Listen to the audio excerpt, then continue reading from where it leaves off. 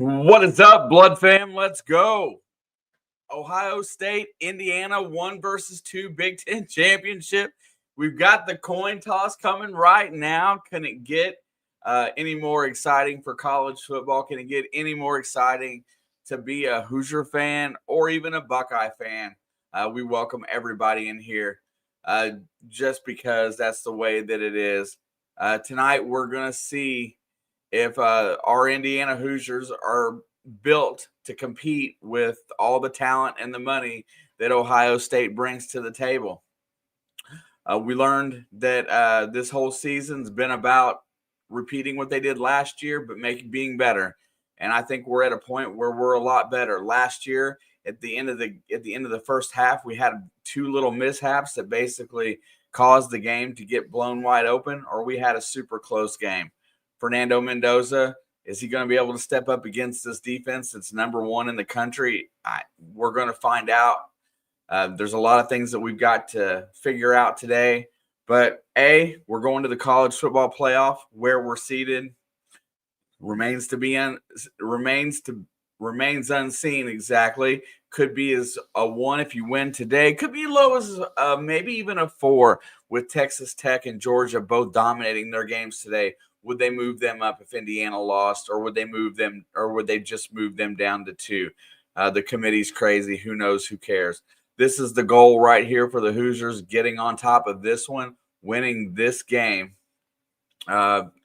is probably more like my Super Bowl as opposed to what's beyond. I've said it the last couple of weeks. Winning the Big Ten championship is the cake, and the college football playoff is icing on the cake. This is the goal. If you can win a Big Ten championship, it increases your recruiting. It makes your case a lot stronger for young players, transfer portal players. You get a higher quality of talent. Obviously, you got to believe something in this coach to take a program that's been miserable for as long as I've been alive to back-to-back college football playoffs and their first undefeated season and a Big Ten championship appearance. What's going on, chat? Roman with Ringo, yo. Let's see who was in here first. JP, IU for the win. Thank you, brother. Roman with Ringo.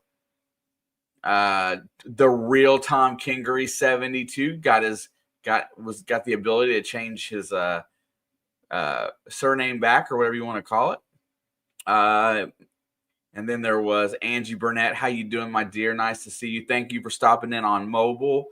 And then our best moderator out there who is anxiously watching the Duke football fanatic. He's watching his Duke Blue Devils play ultimate spoiler to his own conference. If they can pull off a win tonight against Virginia, they may be able to kick every ACC team out of the college football playoff and let somebody like JMU, I think, might be the one. Ironically, that's Signetti's former school. But we're getting ready for kickoff. We'll have plenty of time to talk about. Let's go. And the kickoff is here. The Hoosiers are set to receive, and it's going to go through the back of the end zone. And it is going to be a touchback. Had some extra audio there. Anybody that's in the chat today, first time here, smash the like, hit the subscribe button, ring the bell. If you're on the mobile or if you're in the vertical or the horizontal, glad to have you. Hopefully we have fun. The game tonight is on Fox. You can stream it on Fox app. If you want, just get the audio lined up and with me, and just shut off, hit the mute button. Maybe you'll enjoy it. It is first down and 10 seconds on the play clock. Ball is at the 25. Mendoza's in the gun. Ohio State lines up, play action, looking down the field, fires it across the middle. It's complete. That's going to be about a 9 or a 9.5 yard gain to Surratt. Mendoza fires a laser across the middle, and it will be second down and 1. Very unexpected, as we have got Mendoza is on the ground. What the heck happened here? As he gets wrecked when he releases the ball. He absolutely got wrecked by number 92. I don't think that will come to the edge of targeting, but he is down and probably out of this game.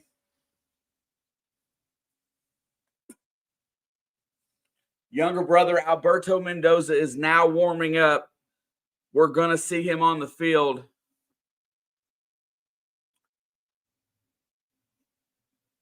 We should bring in more Mendozas. That is absolutely crushing. That was just a rocking hit. I don't see.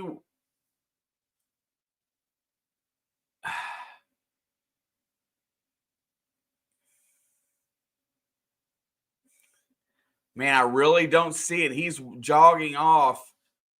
Very thankful for that.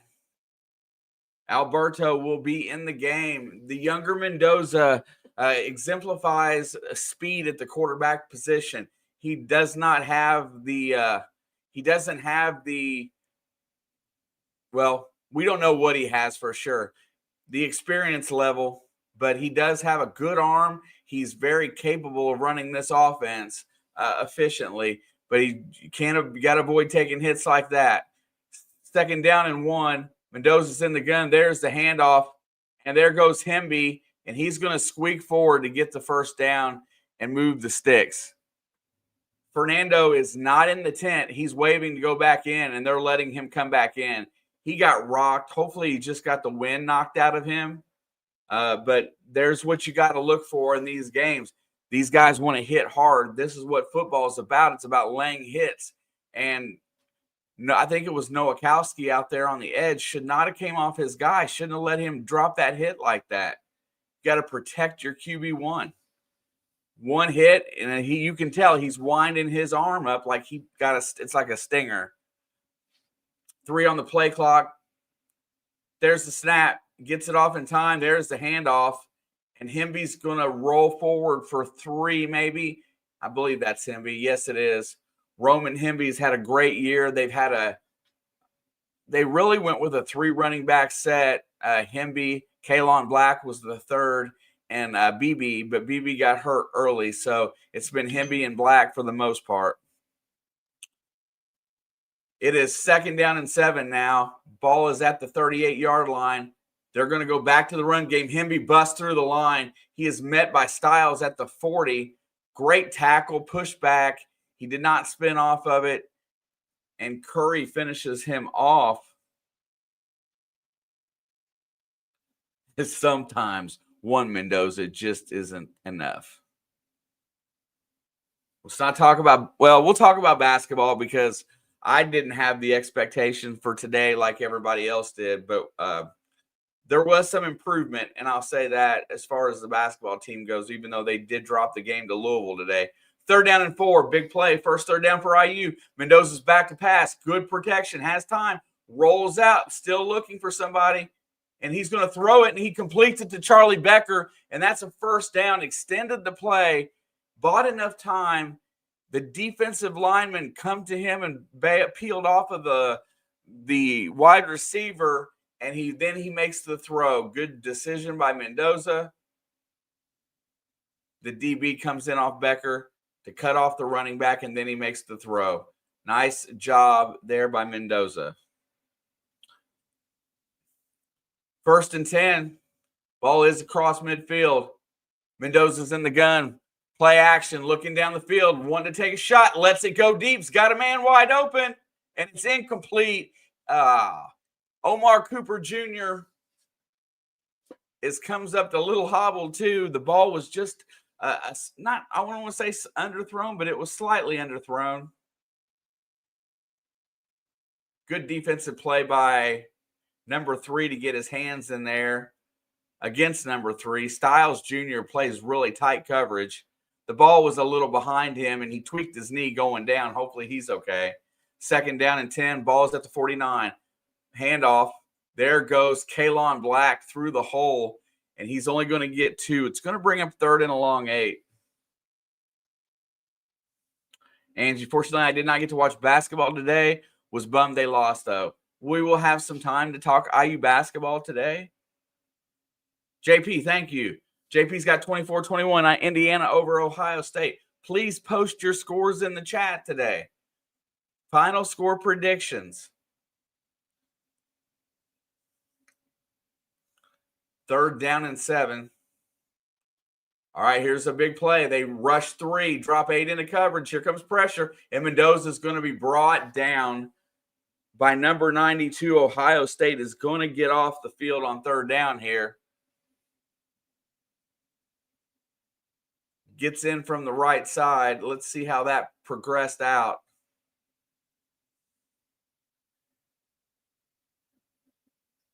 Just 92 on, just didn't give up. Once he got by the right tackle, he did not want to hold, so he let go. Punt is away. It's clean. It's going to be fair caught at the 12-yard line. Ohio State's defense holds, and now we get to see Julian Sayin. K. Chamlin says curry belongs on my food. Well, I tell you what, hits like a truck. And Ohio State gets their first opportunity on offense as we come back from break. Today's basketball game, and for those of you that haven't been around or haven't heard my prognostication, Indiana's basketball team is a completely new roster. Trent Sisley, the freshman, is the only existing player and he was freshman coming in. And basically, they assembled a mid-major all-star team and guys with a lot of time in and experience. And I'm not saying that these guys are not capable, that they're not good players. They don't have a bruiser. They don't have somebody that's big and strong. It's a very finesse-orientated team right now. And Minnesota tested their toughness the other night, got a 9-point win, and then today Louisville tested their toughness by coming out punching them in the mouth, and they didn't respond right away. But they did show some signs of life as the game went on and got into the flow of playing tougher competition. I think they're going to learn from today. We'll see how they do next week against Penn State and then Kentucky. And then once they go into their regular end of the year, I guess they probably have a couple cupcakes before the regular Big Ten season. I think they're going to be okay. They're just not going to be a dominant team. We need some more help at the point guard position as far as dribble penetration. They struggled a little bit today, but we had a good conversation. If you want to go back and just listen to some of the talk that we had, it's in the settings below from where we were on earlier today. Coming back, what are we going to see from Ohio State today? I'm really curious to how my biggest concern, and I don't even want to say concern, is how my corners handle the wide receiver, Jeremiah Smith and Tate, and how we stop this running back, another freshman, by Bo Jackson. Those 3 guys are going to be my focal point. Julian Sayin has shown that as a freshman, he can let go and really fire the ball at a high level. My defense has been strong this year. Our defensive front has been good. I'm hoping to see some penetration early. Let's get the quarterback rattled. Let's get a turnover here. Let's get something knocked loose. Ohio State loves to control the ball and burn clock. They love to keep their offense on the field. Let's go. 1st and 10. Ball is at the 12. There is a handoff. No, it's play action. He gets it out to Smith, who is going to push his way. He's going to get a first down. And that was a nice job with the play action there to kind of hurry it up and make a play. Size matchups matter. I agree. Tate's out to the left this time. These receivers are really good. Carnell Tate and Jeremiah Smith. This quarterback's really good. 1st and 10. Going to go play action again, looking down the field. Here comes pressure. He's got it on him, takes a hit, lets it go, throws it away. They laid a hit on the quarterback there. I'm surprised they didn't throw a flag. But, it's just one of those things. You're going to hit mine. I'm going to hit yours. Officials are letting them play as it stands right now. 2nd down and 10. These linebackers, Hardy and Fisher, are amazing. They got some good DBs. Hopefully they can keep up with these big wide receivers. And let's get in here and get another hit on that quarterback.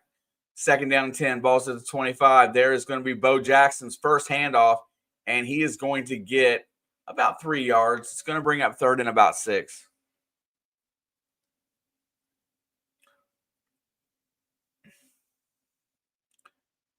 Both teams so far appear to be, they appear to be fairly conservative on play calling, which is understood. You don't want to make a mistake early in a game like this and just trigger momentum. Ohio State is a grinder. They want to wear you down. 3rd and 6, 3 wide outs to the left, 1 to the right, 1 to the left. New running back in the backfield. Back to pass. Here comes pressure on Sain. Has time. And it is broken up. Intercepted by Indiana. Coming back the other way. And he is down at the 23-yard line. Oh, yeah. Hoosiers with the pick. Ball come in there. Great contact. And that is more the cornerback or safety that gets the pick. And Julian Sain tries to thread one over the middle. And the safety comes in and gets the pick. Let's watch it again. Cuts across the middle. It's open for a second. He jumps in on the ball, bounces up in the air, and brings it back. Indiana's at the 23-yard line. A first score here would be absolutely huge for the Hoosiers. And now they've got their turnover. Let's effing go. I'm going to scream today, so just call it out. If you don't like it, leave. Apologies don't happen in here. I do try to keep it family friendly, but I'm going to get a little bit excited. Mendoza's back on the field, 1st and 10, balls at the 23. Ohio State's got 8 in the box. They go with and they run it up the middle. Very little gain there, 1 yard. Kaelon Black gets the carry, 2nd down and 9. Field goals are going to be important in this game, but touchdowns are going to win it. You got to find a way to convert for 7 this time. Get it in there. What worked in that first drive was get your quarterback out in space.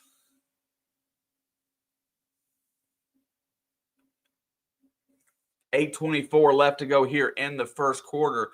2nd down and 9 for Indiana. Mendoza's back to pass, fires it, caught to Surratt on the edge. Had enough space between him and the line and his DB to get it, and goes out of bounds, and he's fired up. Surratt is going to be a good NFL receiver.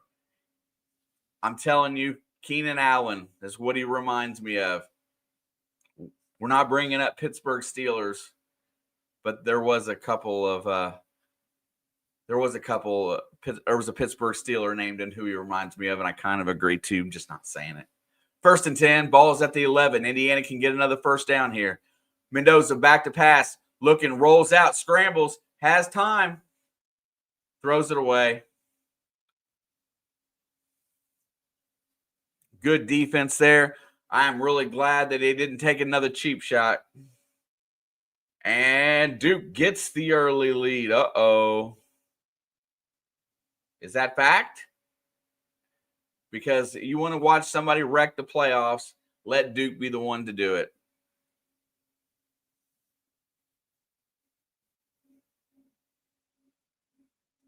All right, 2nd and 10. Got to get something out in space here. Going to go play action handoff to Hemby, and there is nowhere to go. Ohio State's right on top of the ball there. This defensive front for OSU is good.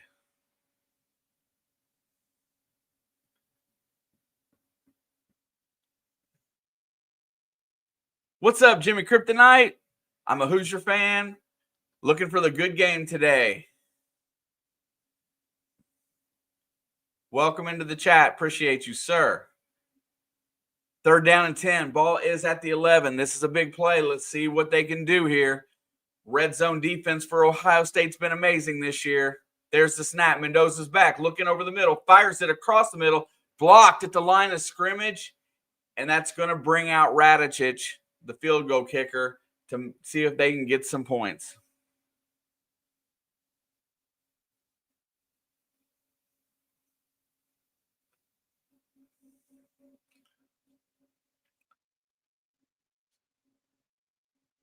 This Curry is playing really good athletic football from the end, but this Ohio State defense did not falter there.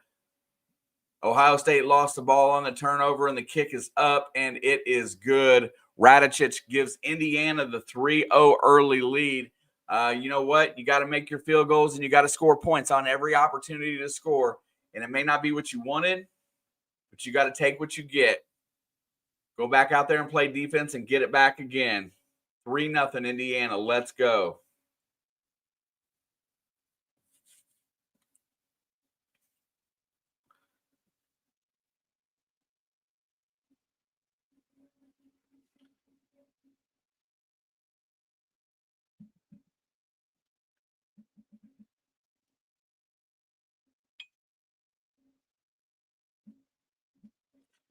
All right.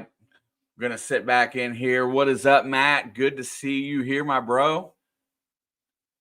Let's go, Hoosiers. We will take an early 3-0 lead. Turnovers are always bad news for anybody. Protecting the ball is most important.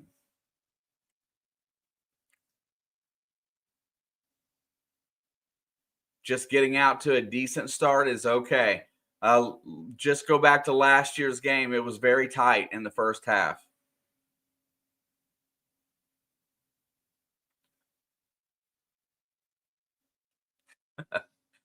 I don't know what that means, but congratulations.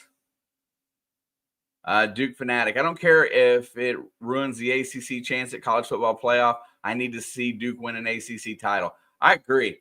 It's not about conference. It's about, it's about hardware for your team.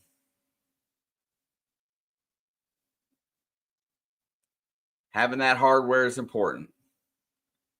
And you know what? You got a nice little quarterback down there. You got a good football team. I have no problem with Duke whatsoever. It's an improving program on the football side for sure.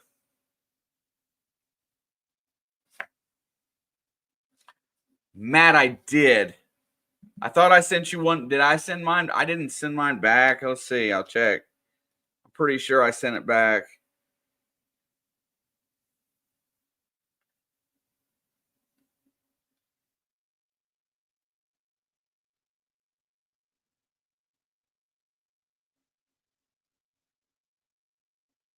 No, I didn't send the message back. But there you go. Sorry about that, brother.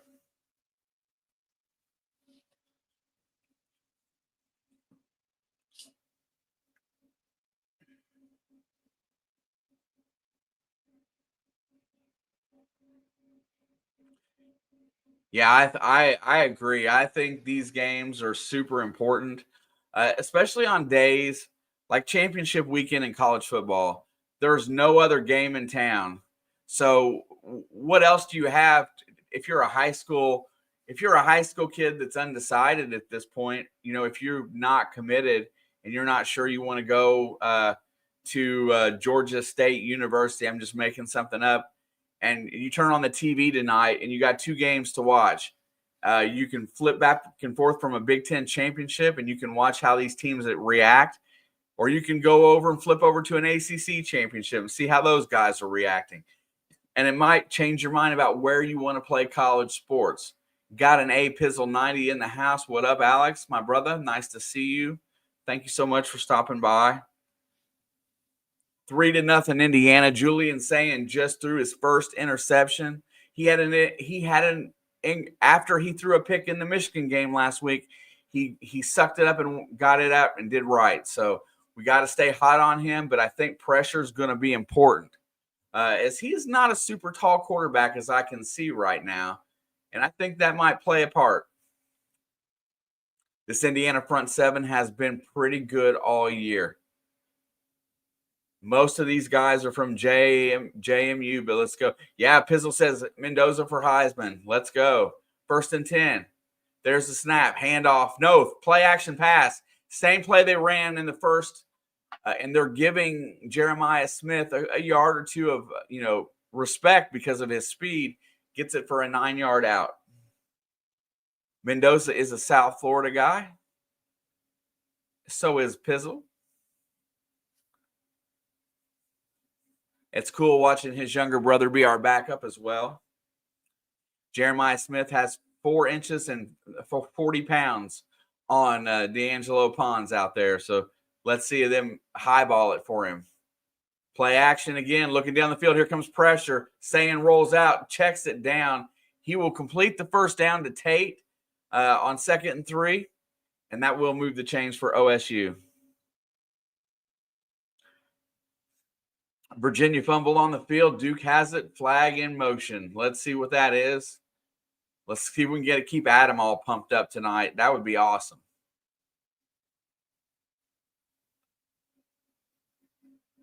Tate does a good job of getting his feet down.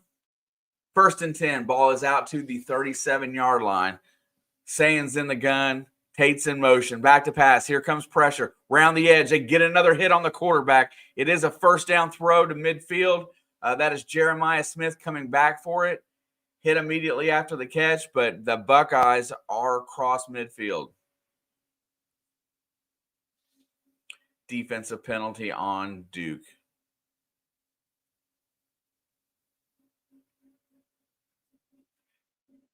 Jeremiah Smith falls down, gets up, comes back for the route, makes the catch and the completion. It's another first down for the Buckeyes.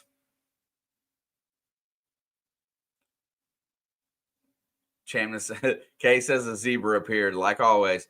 There it is, going to hand it off, going right. Oh, he's got a hole. Bo Jackson's going to get out for his first big gainer. That's 7 yards on first down. Almost got to the edge. Indiana did not get there in time to cut him off from it. Good speed at running back.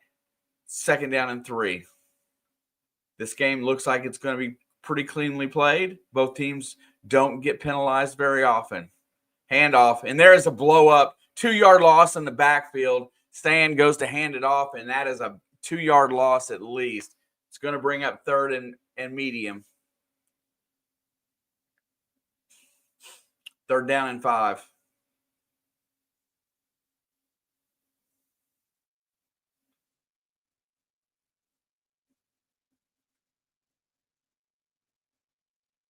Indiana faithful at the are screaming loud. You can hear the noise.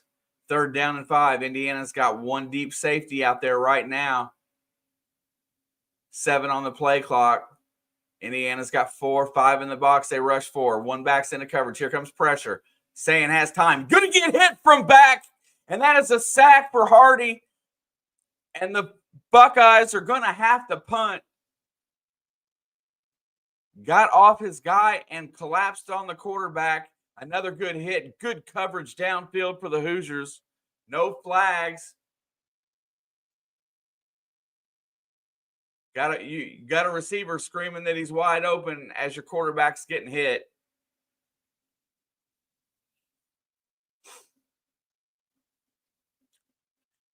All right, there is the punt. It's away cleanly. It's going to be fair, caught by Indiana at the 10. Defense holds up after a couple first downs.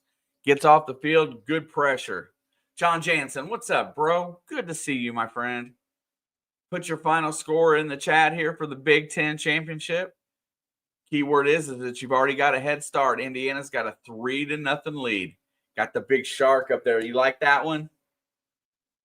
That's what I'm talking about.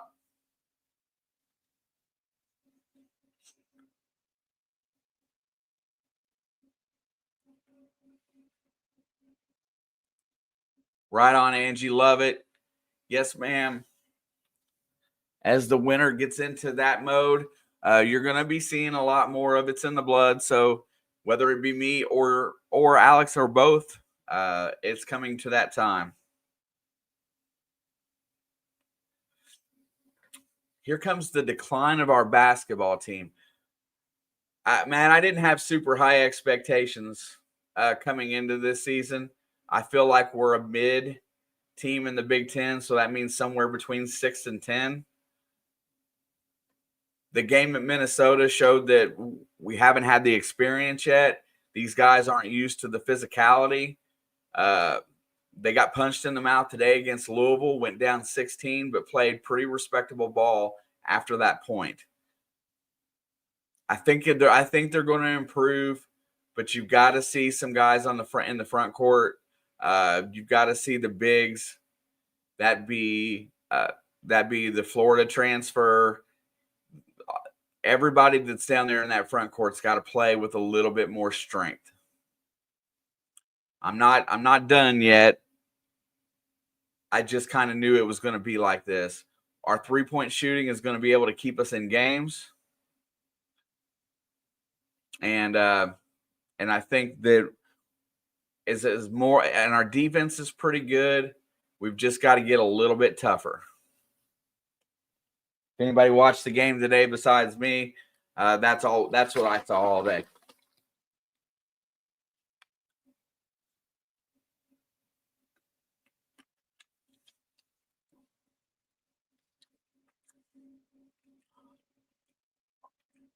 Duke has the ball back after a missed field goal. That's what I was talking about here. You got to take advantage of every scoring opportunity in these championship games, because anything that gives the other team momentum is taking away from your progress. Indiana scoring points on the interception.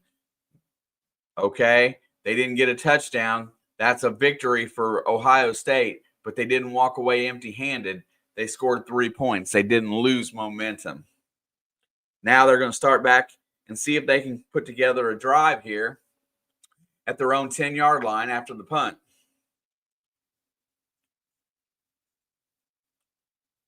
Ohio State's defense is on the field and ready. 3 minutes and 7 seconds to go in the first quarter. Man, I'm telling you, a 90-yard drive here and a touchdown take us into the second quarter. Make me feel good.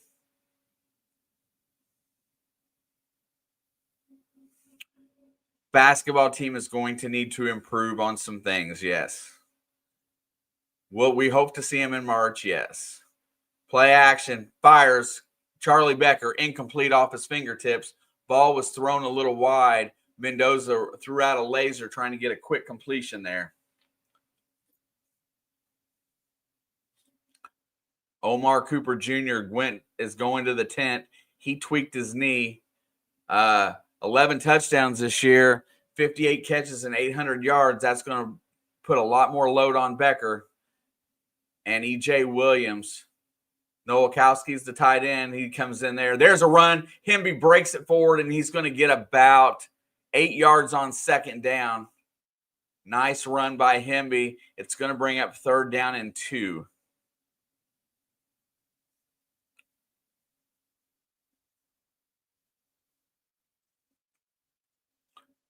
Anybody new in here? Welcome to It's in the Blood. We are here at the Big Ten Championship.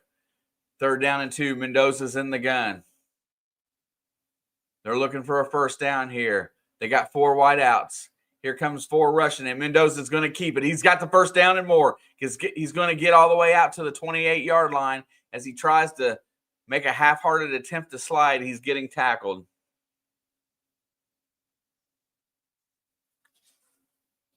Mendoza is definitely run tough. Yeah, he was trying to get down there because he didn't want to take the hit, and he just kind of a half-hearted slide. He knew it was coming. 1st and 10, that keeps the clock running, and the ball is out to the 28-yard line. You got to connect on something here. 9 on the play clock. Nowakowski in motion. Play action. It's picked off. The ball bounced off the shoulder pad, and Ohio State gets a turnover. They tried to blow up the wide receiver screenplay, and they get an easy turnover here. That is going to hurt. Now it's back to the drawing board here. His Styles that was on Mendoza.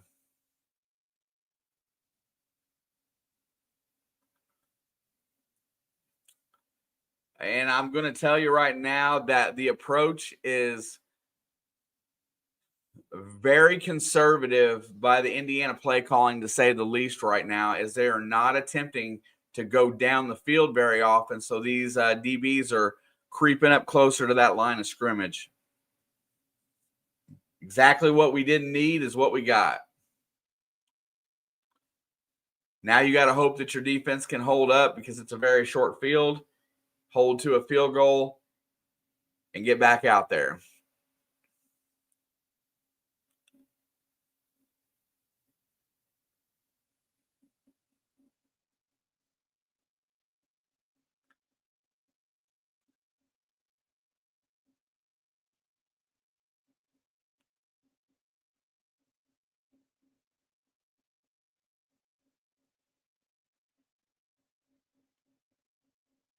Both quarterbacks are finding some early struggles as this conservative first. Sayan has been trying to go downfield. Mendoza's been very reluctant to go downfield.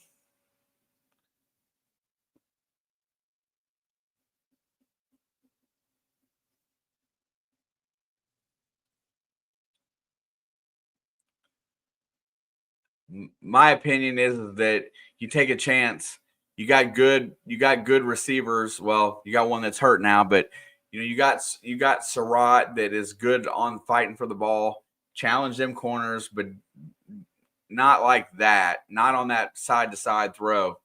Those get beat up a lot of times. And you know what? You go back and look at that play, and I will almost bet you that the cornerback, even though the ball didn't hit that guy, I bet you the cornerback hit the receiver early.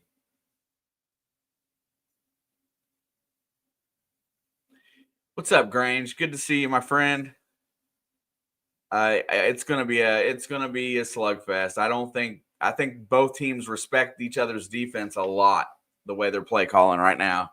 Also, congratulations on your Arizona Wildcats will probably be the new #1 in college basketball next week. So kudos.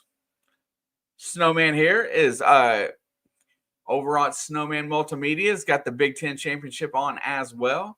If you've got a little bit of time, stop over and show Snowman some love. Smash the like for that man. Drop a chat in there. Drop your final score and say something like Papa Blood is the best. We are coming back here. And Signetti has got his arms up in the air, and he's not a happy camper right now. But see, what I was talking about is, it did hit there. I think that's a good play. That's really good timing. That play was made by Styles, the cornerback. Now the ball's at the 25. Indiana's defense has got to be stiff. There is the handoff. There goes the running back. I see a flag on the field. How did he get away from that? But there's going to be a penalty flag one way or the other, and I'm not sure if it's who it's going against. Angie says, Papa Blood's the best. Yeah.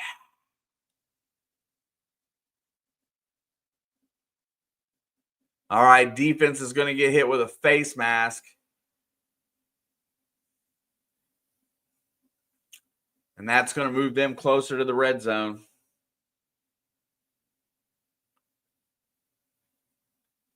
Oh, right there. Well, that was more like an inadvertent to me, but okay. I don't know if college distinguishes between a 5 or a 15-yard, but he didn't hold on to it very long. All right, here we go. It's first down and goal. That puts them all the way into the 7-yard line. This is probably the biggest moment so far in this game. Can this defense hold against this offense? First and goal. Sands up there. They got a tight pack, one wide receiver down to the bottom. They're giving Smith a lot of space.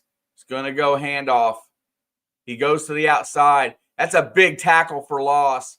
We do have flags on the field again. It's probably going to be offsides.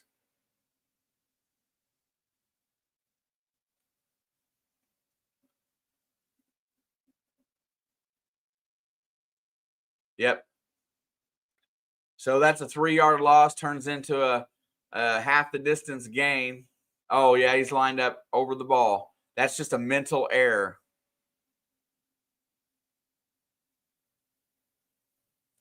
And he didn't even affect the play. Got to pay attention.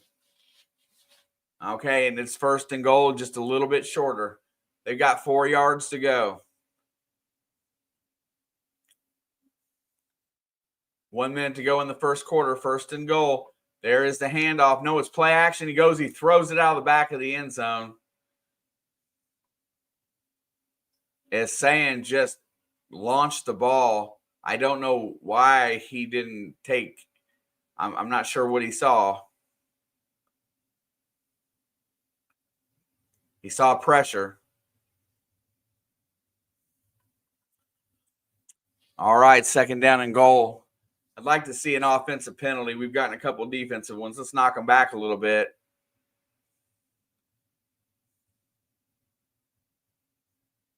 All right, 2nd and goal. Man in motion. There goes Sayan. Handoff.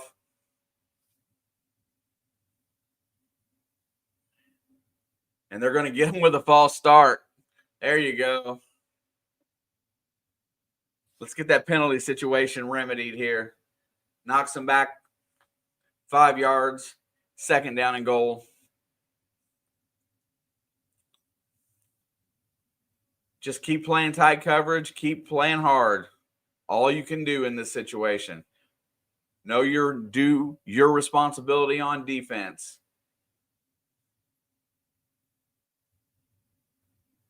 Ohio State spreads the field. Got 2 wide outs.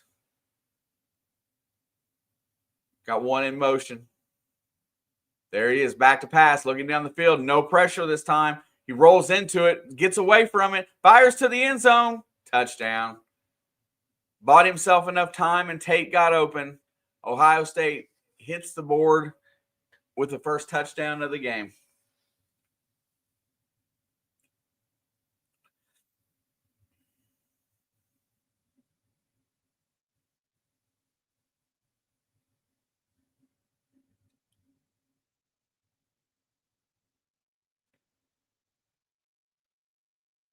Pretty good initial coverage there. There's the rollout. Oh, the safety crept up. Didn't see the other guy in the back of the end zone. There you go. Matter of just a play breaking down and time in the backfield. Extra points up and good.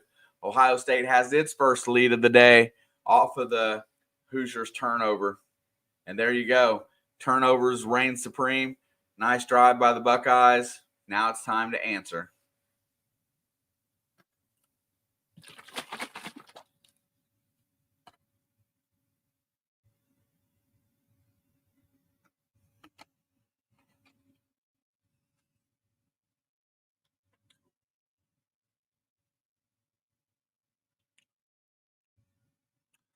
Julian Sayin plays with a lot of poise at quarterback. He is a redshirt freshman, first year starting.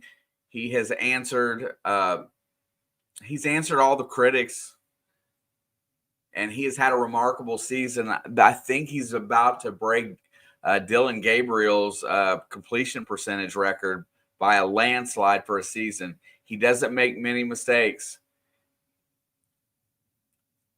And we've got ourselves a game here. Indiana trails 7-3, 46 seconds to go. Kickoff is up, and it is away. And they are not playing around. They're kicking it out the back of the end zone.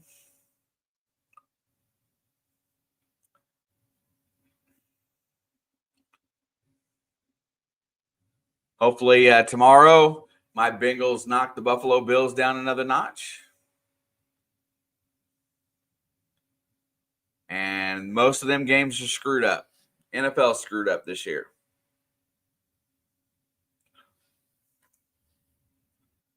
If I don't know it, why don't you post your NFL team in chat? 1st and 10. Going to have to stretch the field, Fernando. Becker's in motion. Back to pass. Looking down the field. Has plenty of time. Lets it go deep. It's got a man. It's Charlie Becker. And they broken up at the very last second, but there is a flag. I don't know where it's at. Is it on the coverage? If it is, that'll be a 15-yard penalty. Yes, it is.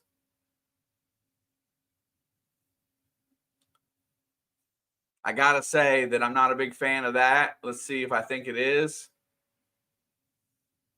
Yes, it is. He's got a hold of his jersey, not looking back to the ball. Okay. At first, I was like, okay, wasn't sure because it looked pretty clean. Mendoza threw a great shot.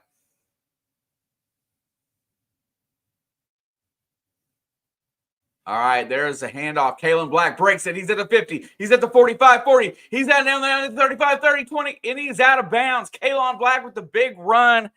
Looked like a little bit of a delayed handoff there. I'm not sure what it is. Maybe a quarterback draw. I'm not sure what the call was here, but let's see. Tackle is in, comes over. No, it's just a straight handoff. And he gets a big hole and busts it through the outside. Indiana runs the ball down. It's going to be out of bounds somewhere in the 23-yard line. Huge run there for Kalon Black. Let's effing go. 1st and 10. There's a handoff. They're going to let him have it again. Nowhere to go this time as the D-line wraps him up early.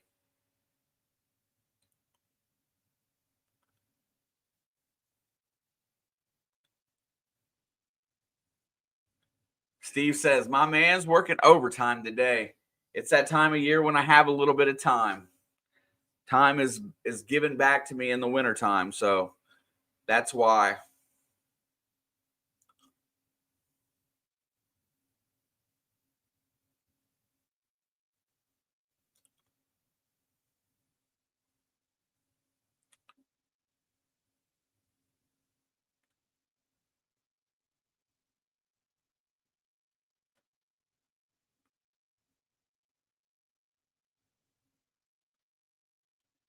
Well, there's the thing. We got it. We need a touchdown. These field goals are fine and dandy, and they keep you in the game. But sooner or later, you got to put them in the end zone to put pressure on the other team. Field goals right now are a win for Ohio State.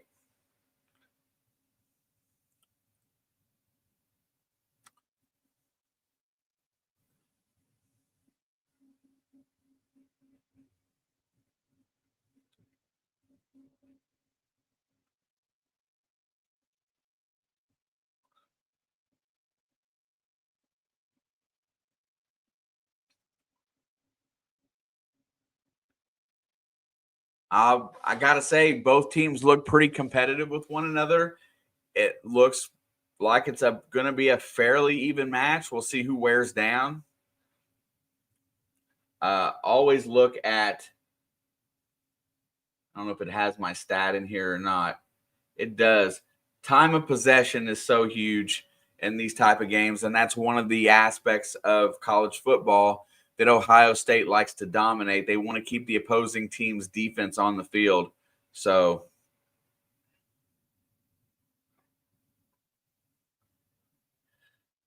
being at the end of the first quarter, it is 7-3. Ohio State looks like 12 minutes to go in the second quarter.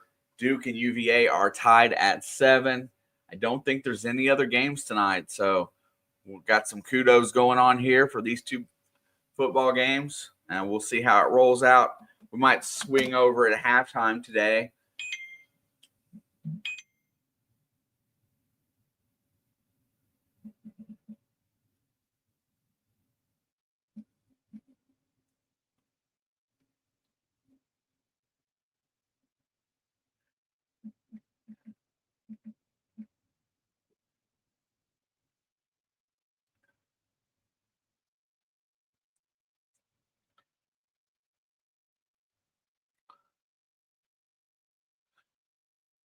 It does effectively look like the Big Ten will have 3 teams in the playoff this year. I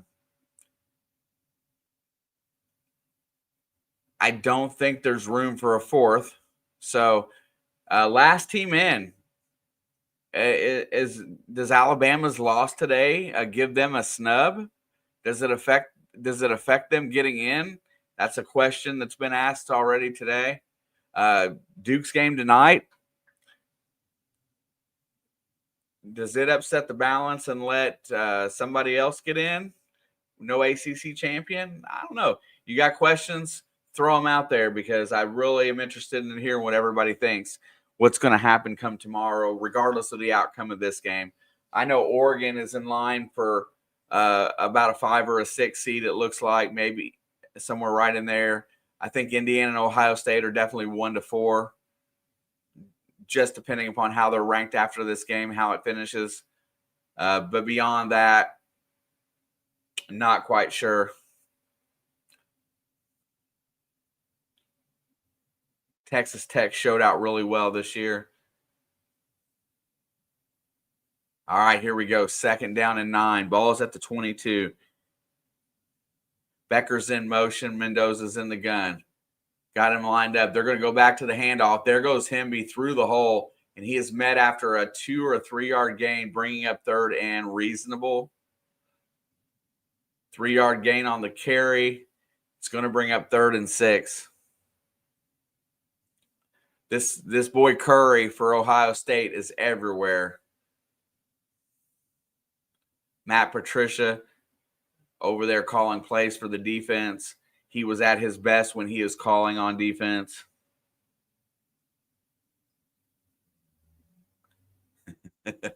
What's your favorite color? Why is the sky blue? I got questions. I don't know. Questions about college football, college basketball. Mendoza back to pass, looking, has time, rolls out. He's in trouble, steps up, and he is going to take the sack as he doesn't find any way to get rid of the ball. His pocket awareness is kind of off there. Jackson gets the sack, and Indiana will have to settle for another field goal attempt. Kudos to the back end of this Ohio State defense, trying to figure out where his check down is. He doesn't see his check down. He puts his head down, doesn't keep his head up. Nobody there open. Good job by OSU to get off the field.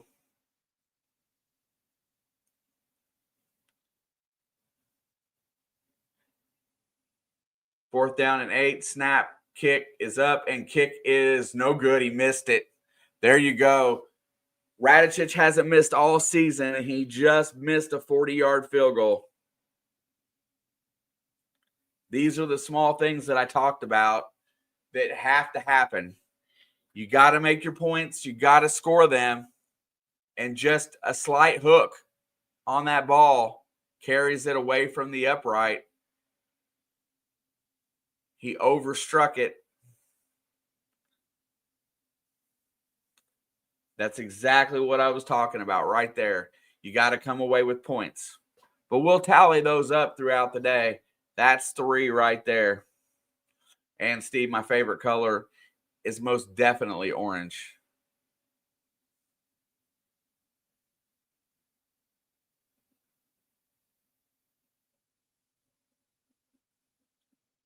Yo, what up, Mostly? Good to see you, my friend. Whoever wins this, go Big Ten. I'm in agreement. I'm just kind of tired of seeing Ohio State win things in football.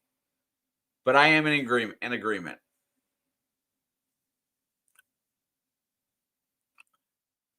If I can't have a championship, I want it in my conference.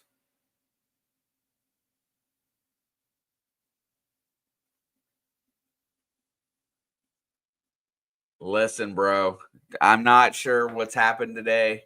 The basketball team, I understood. The basketball team, I understand. If anybody asks me why the basketball team's struggling, and I've already got my designation that they're a mid-major all-star team through the transfer portal, and that's okay because they've got experience, but they've just got to get tough enough to play in the Big Ten or in major conference basketball. And they may not be so bad if they can get a lead and force you out of your game plan, but you got to be able to get the lead. You can't go down 16-0. Louisville's good.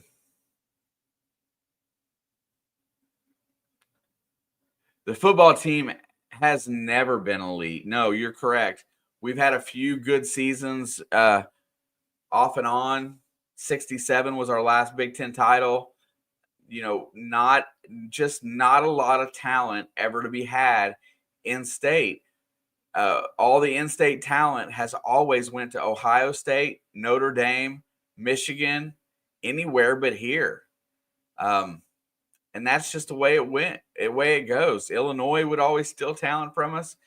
We've never been able to recruit in-state, get good players.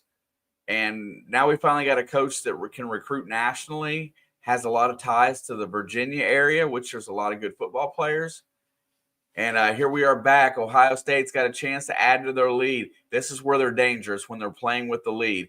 And that's going to be a 3-yard run on first down. Good second effort by number 32. That is West.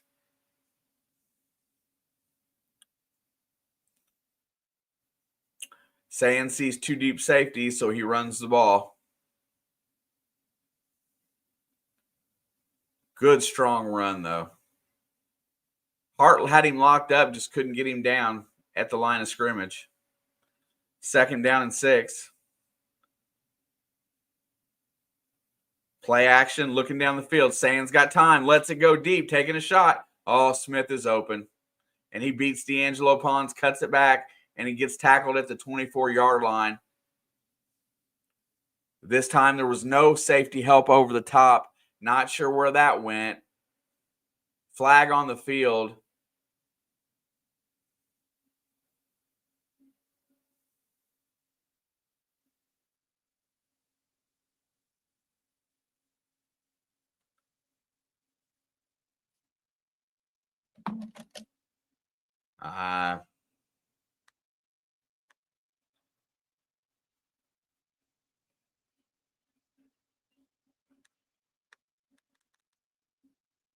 It's going to be on Indiana. Defensive hands to the face. So that play is going to stand. Defense has got to step it up.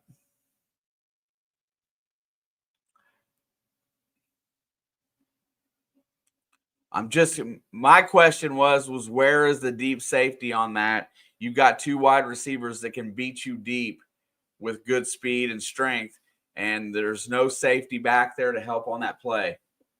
And I think that's what Pons was wondering too. Handoff up the middle. Stop, 2-yard gain. Trying to get him to go down before they can scrum push him.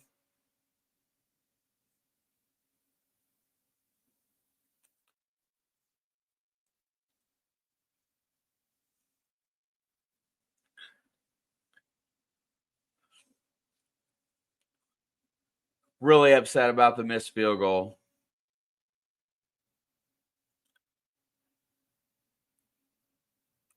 It's an instant momentum shifter for that offense to come back out on the field. There's the handoff going right. He's got a lane, but he's hit at the line. No gain, maybe a half yard.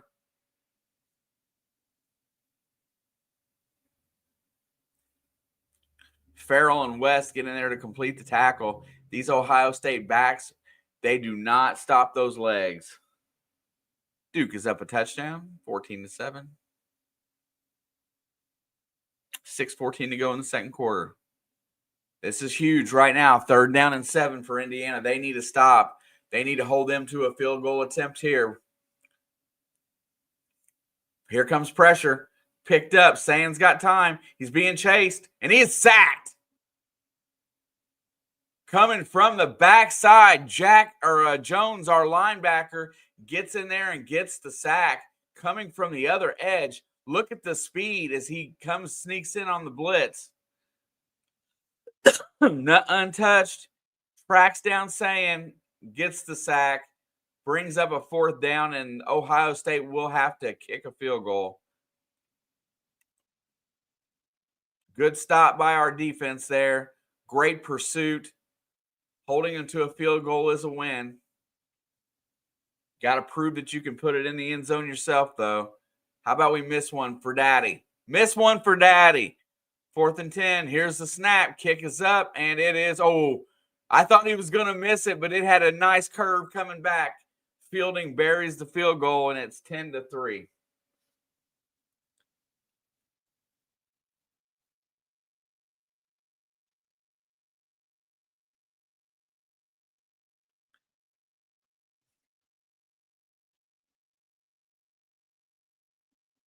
Mendoza, the difference in this game right now is quarterback poise. Saying settled in and playing a lot better. Mendoza is still got his head down a lot, not keeping his head up, not feeling his pocket very well. He's going to have to improve that going forward.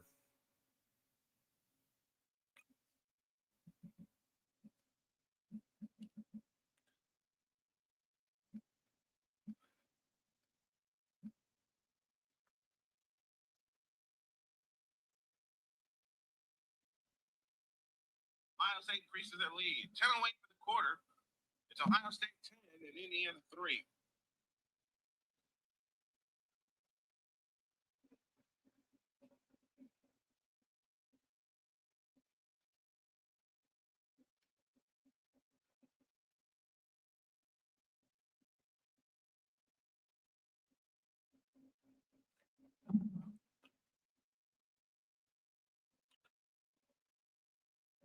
As it rolls on here, it's it's Indiana's got to put together a sustained drive. They can't let this one get ahead because I don't know how they can play from. I don't know how they're going to play from too far behind. So they're going to have to keep pace because they don't want to change their game plan. But this Ohio State defensive line has shown that it can A, stop the run game minus the one big play, and B, they can get penetration if the quarterback doesn't have a quick throw. Mendoza's got to figure out how to escape and get away from that pocket and drop and get some plays with his feet a little bit more to kind of get this defense off of this tunnel vision of making havoc for the quarterback.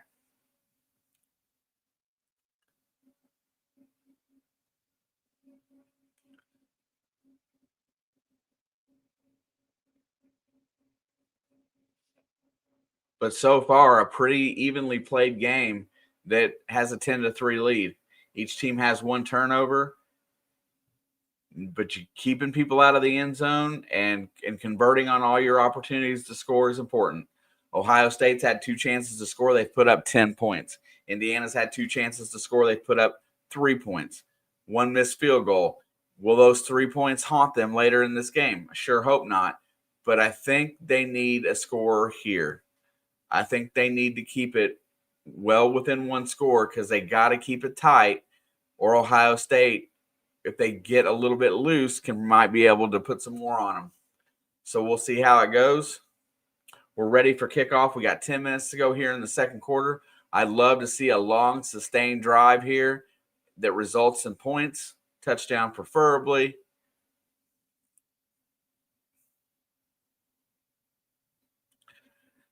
Mendoza's going to have to step up and make some plays.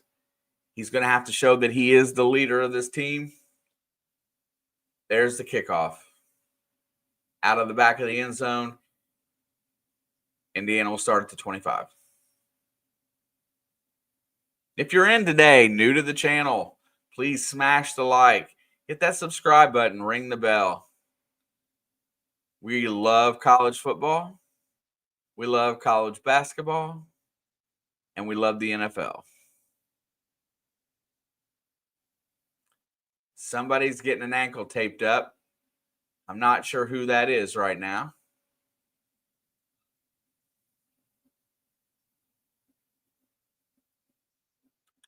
Ohio has too many demons to be likable.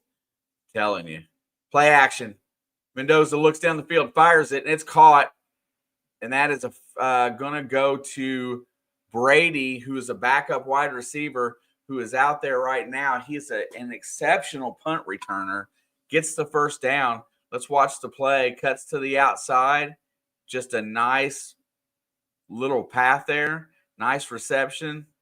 Mendoza comes out firing. If he can come out firing and back that defense up a little bit, that's a good thing. 1st and 10. There's Omar Cooper working out on the sideline. Hopefully he will come back in the game. 9:32 to go in the game. 1st and 10. Back to pass. Mendoza rolls out. Has time. Got to get rid of it. Smartly throws that ball away. And there is a flag on the field. I can't imagine. They're going to get him for holding.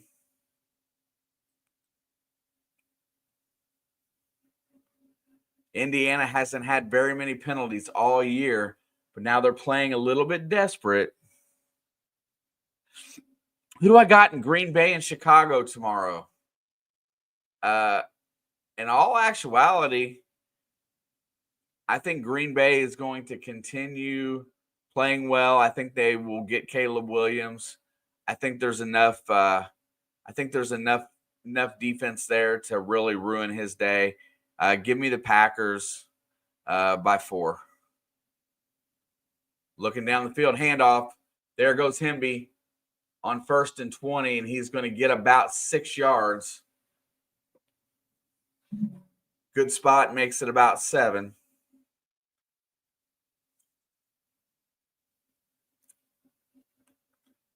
They do give him 7 on the play. The only answer is Green Bay. Look, I don't have the belief system in Ben Johnson and Chicago that a lot of people do, or even that his record has. There's been quite a bit of fortunate things that have happened for them, and good for them. Mendoza back, hits his check down, and Hemby's going to be knocked out of bounds. It's going to bring up about 3rd and about 7.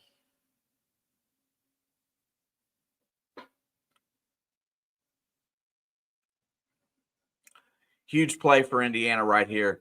They have got to stay on the field for at least another series or so here just to keep this they got to keep this thing rolling. It's 3rd and 6. An extra yard was given on that play. Kudos.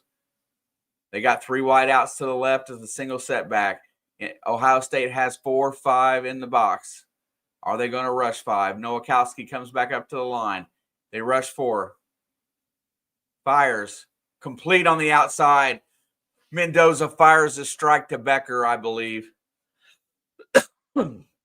Charlie Becker goes up and makes the catch. The good thing about Charlie Becker is his length, and he can go get it. Good hands, runs good routes, very reliable on the catch.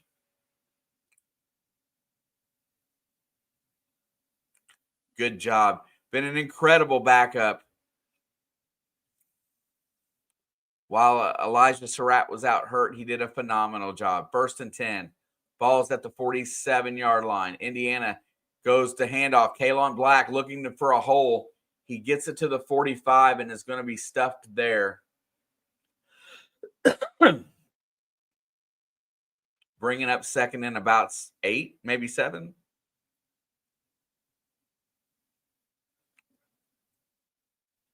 They give him 2 yards on the play. 2nd down and 8. Indiana needs another 1st down here. Mendoza's in the gun. Got to keep doing something downfield. You got to find something over the middle, too. Everything's been to the outside. And there's a quick out to Brady. What a nice edge catch. And he's going to get out of bounds. It's going to be 3rd and short. Do not get lulled into running here. I think you need to have at least an RPO set. Indiana goes fast. 3rd down and 2. Back to pass. Looking down the field. Mendoza rolls out. Fires it down the field. Incomplete. Just is not seeing the field really well. And it is 4th down. And Indiana's going to have to punt here, I believe. I don't think they're going to go for it. Or are they? 6:27 to go here in the 2nd quarter. They are crossed midfield. They're at the 39. And they are going to go for it on 4th and 2. If I was Ohio State, I would just blitz. They had a jumper. They should have snapped it. And Cignetti calls timeout. Buckeye faithful are screaming for the crowd to get up. It's still 4th and 2.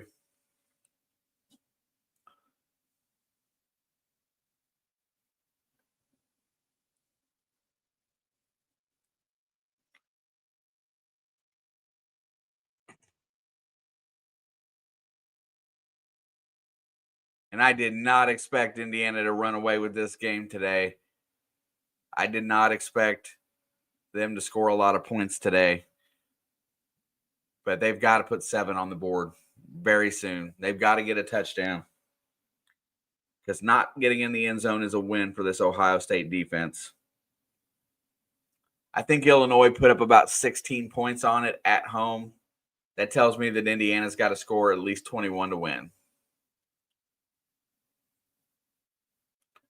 2:55 to go in the second quarter. Duke still leading UVA 14-7.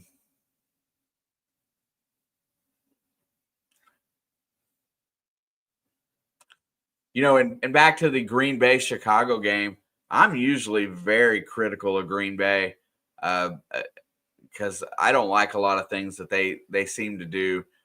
But I like the matchup going forward. And if Jordan Love can keep progressing a little bit this season, they're on their way to winning the North. I really believe that if they can win these 2 games against Chicago, they're going to win the division.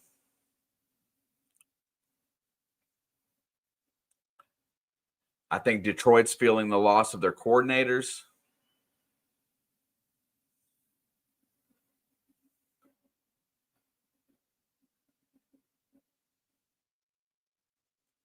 But we shall see.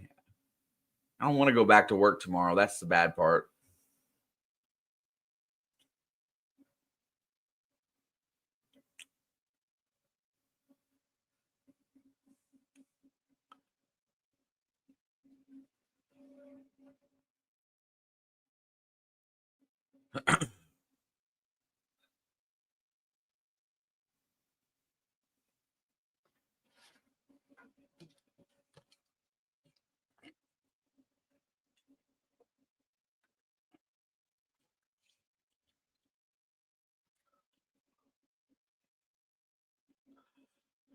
Woo.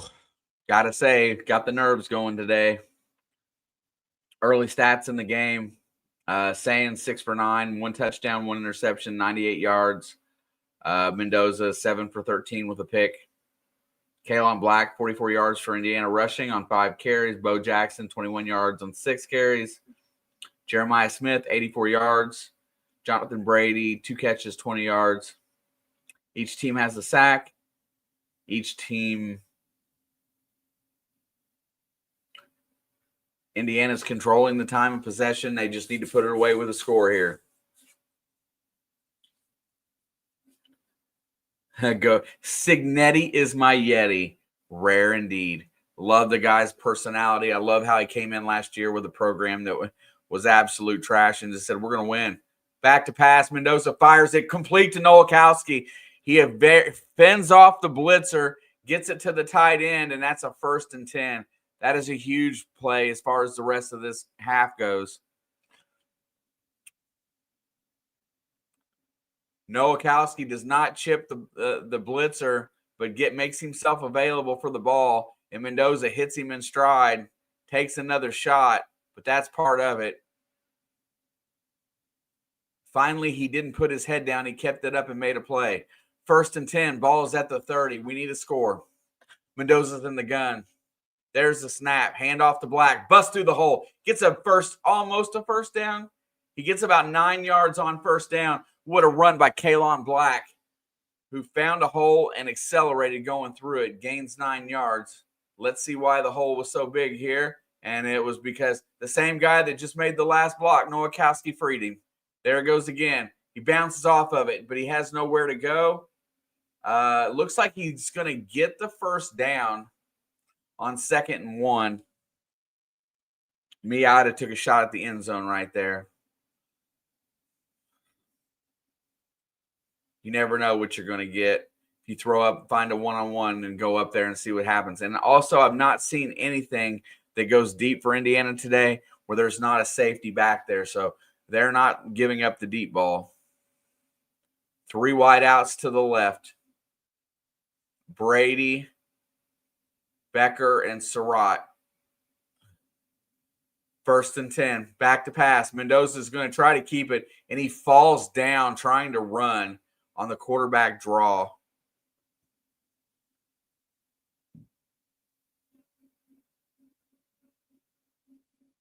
Not sure if Ohio State or Indiana can beat Georgia. We don't have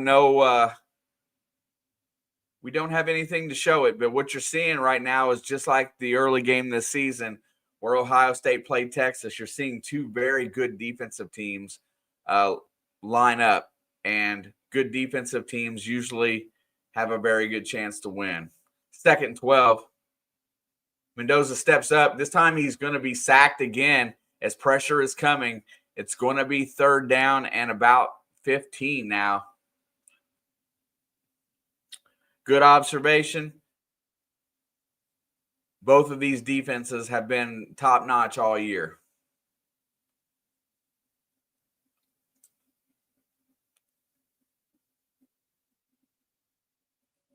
The protection is breaking down really fast right now for Mendoza. He's either going to have to do something to move the pocket. He's going to have to do something a little bit different because this front 5 from Ohio State is attacking. They rush 3. Back to pass. Get it to Nowakowski. He's at the 20. He's trying to cut it to the outside. He does. He's out of bounds at the 14-yard line. It's going to be 4th and about 4, and it's decision time for Coach Cignetti. And I think you're going to see Coach Cignetti try to take the points, get his field goal kicker back out there as much as he wants a touchdown to keep this game tight.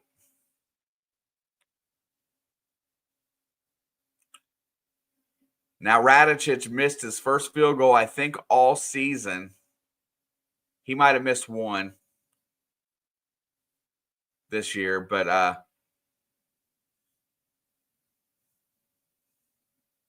he makes this one squarely through the uprights, get his confidence back. 4-point game. Now, it's very important for Indiana's defense to get a stop here, and because Ohio State does get the ball coming out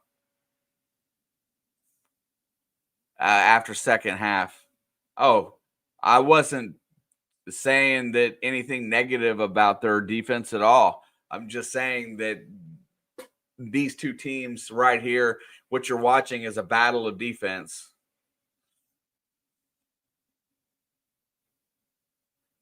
Georgia's going to be a 3, probably the 3 seed, maybe the 2, and it's earned.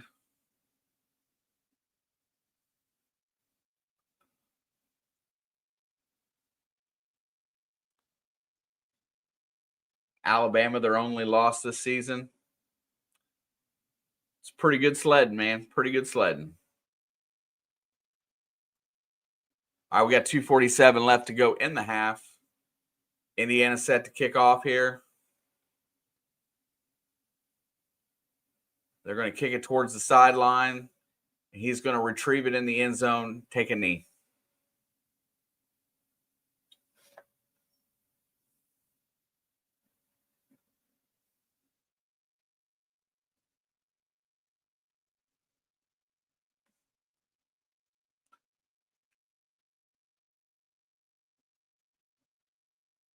There you go, and back. These two teams rank 1st through 3rd on all the major statistical categories in defense this year. And so you're seeing this type of game.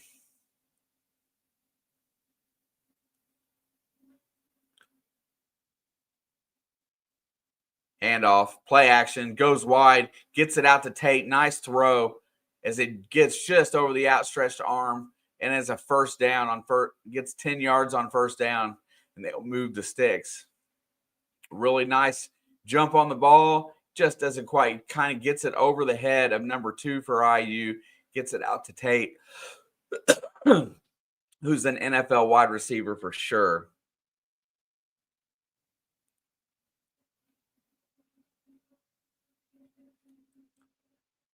All right, 1st and 10. Sand's going to direct traffic. There's 2:09 left. Ball is at the 36-yard line. They're going to let it run down to the 2-minute timeout, and we shall be back.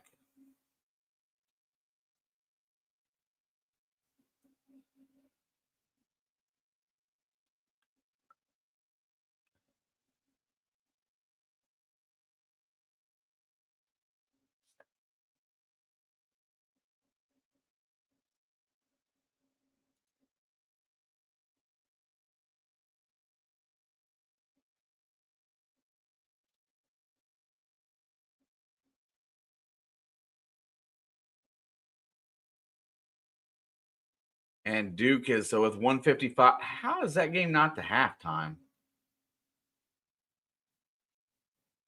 Adam, why? How did we get to halftime? Or how did we get to the 2-minute warning same time Duke did?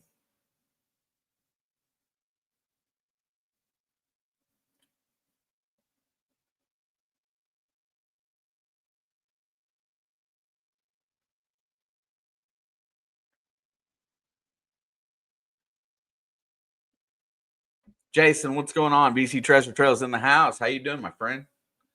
Thank you for stopping by. Commercials? Well, we're on the same, but it felt like they were way ahead of us in time. I mean, don't get me wrong, I'll take a faster game. I think these games are too long as is. Well, that's not good.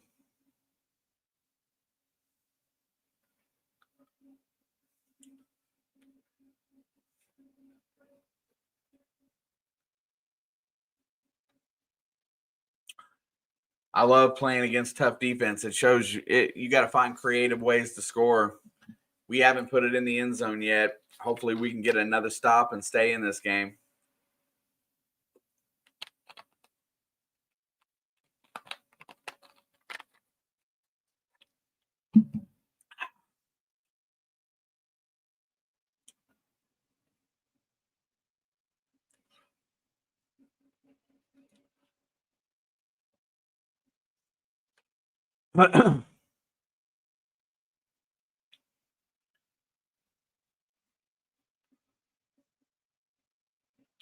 Yeah, and Mendoza's pick was a very cowardly play call. Trying to pull that wide receiver screen, throwing balls behind the line of scrimmage. I don't like those side-to-side plays. It seems like that's a recipe for an interception. What happened was it just kind of glared. Styles for Ohio State made a really good play on Surratt or Cooper or whoever it was, and the ball glanced, and then it hit Nowakowski's shoulder pad and went straight up in the air. Nobody saw it. Makes for an easy pick.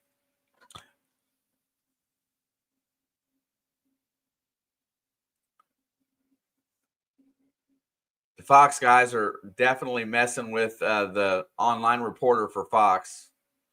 All right, first and 10 for Ohio State. Ball's at the 36. We need a turnover, guys. Let's get it.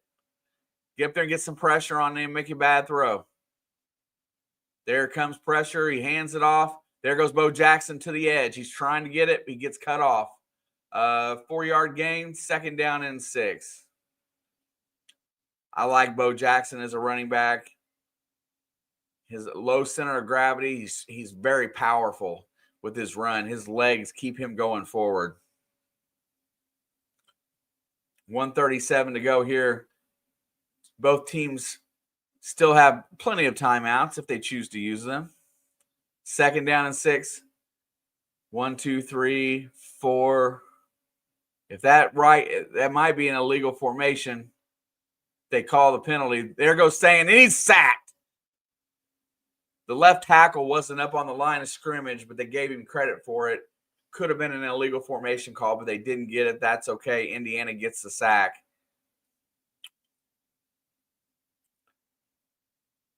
Good pressure. Definitely around the edge. 46 with the sack. He's killing it today. Our linebackers are pretty damn good. 3rd down and 8. Got 2 wideouts over here at the bottom of the screen and only 1 DB that I see. Back to pass. Here comes pressure. Sand lets it go. Looks like it's a high throw out of bounds as he's aiming for Smith into double coverage. And Ohio State's going to be forced to punt here. Indiana's going to have 32 seconds. Let's see if they do anything with it. Maybe try to orchestrate a nice return here for Brady, who has got a touchdown on a punt return this year. Wouldn't that be phenomenal? But Indiana gets a 3 and out on D.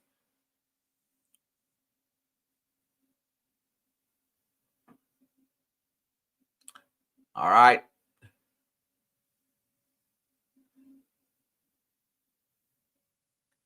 4 seconds on the play clock. There is the snap. Here comes pressure. And there is what happened. Did Ohio State call a timeout? They did. Ohio State called a timeout, and we had a guy that was ready to block the punt.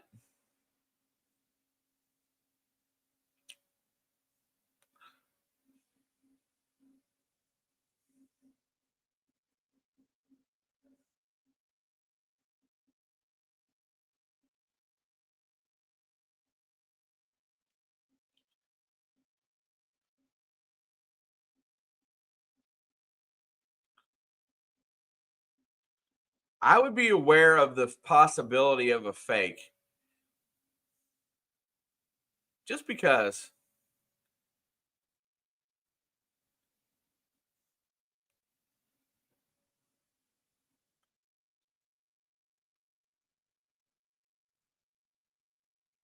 All right, 4th down and 8, 32 seconds. Punt is away clean, a little bit different this time, and it's fair caught at the 15.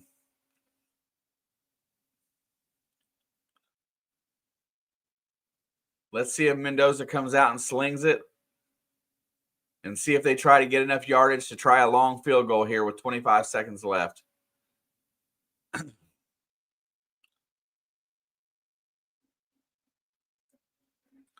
College football confuses me that multiple people can wear the same number. And I know somebody used that for a trick play this year, like a third-string quarterback went out as the punter or the field goal kicker or something and threw a pass. 1st and 10, they're going to hand it off. There goes Roman Hemby up the gut, and he is going to get – looks like they're going to let the clock run out here.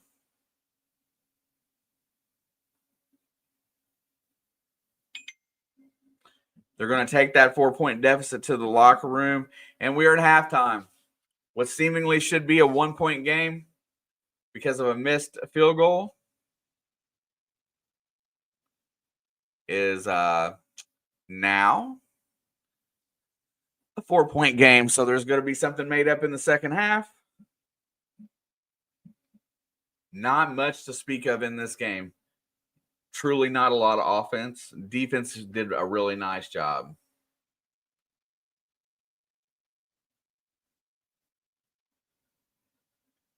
Halftime clock is ticking. If I read that right, they got a 25-minute halftime. Is that how long it is?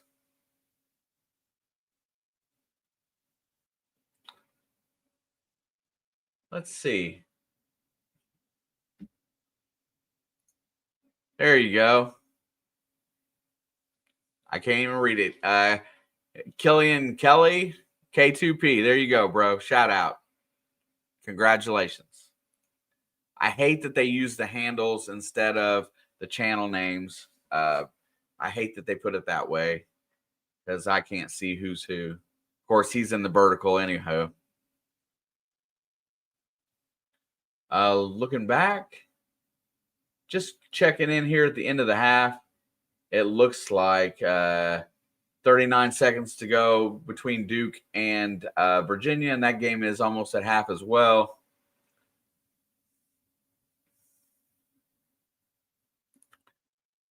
Handles suck. I like that if you get your handle in early, you can have your channel name, right? I got most of mine correctly early, but some people have the have some of the names so that it makes it a little bit harder to do that. But definitely going to open up a tab with the vertical so I can actually affect the chat from YouTube while we're sitting here. First half has gone by. Ohio State's defense has proved that they are elite.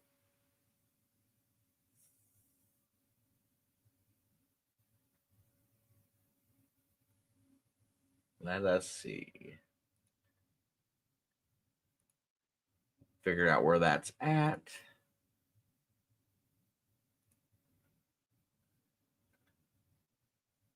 See if it's this one. It is not that one. There it is.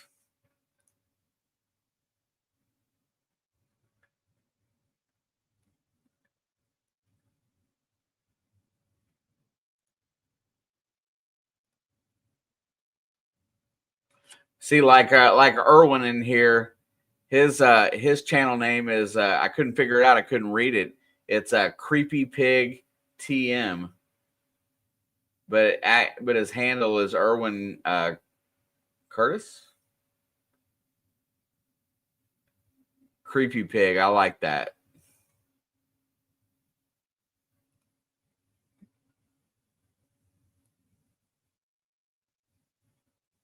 Let's see. And then the other one that was talking, that was asking for, is Killian Kelly, looking for a shout out, but doesn't have any content.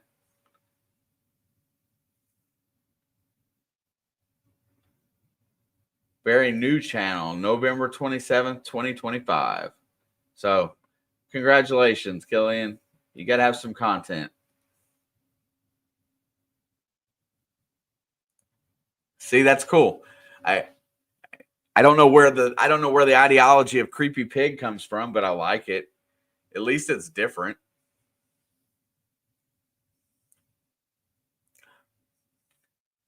Erwin, if you want to come over, subscribe to the channel, come over to the horizontal and hang out with us.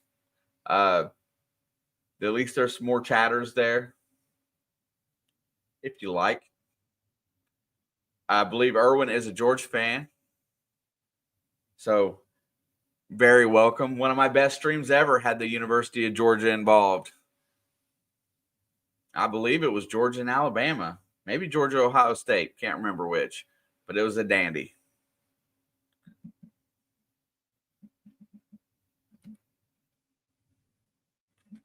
If you don't know, this channel is a duo. Of course, my duo is not here very often because of her work schedule lately, but we're working on getting that fixed. NFL, college play-by-play, alternative play-by-play is what we like to do. And then, of course, our pick'ems are on CBS Sports. You can join up there. Somebody can post a link if you would like to sign up late, because the good news about the pick'ems is that they're growing so well that next year we're gonna try to find somebody to sponsor the pick'ems, which I've got somebody in mind, and we're going to increase the prize pool to something even more spectacular. This year, it's one of two things. So this year's winner will get a really good prize, but next year might be outstanding.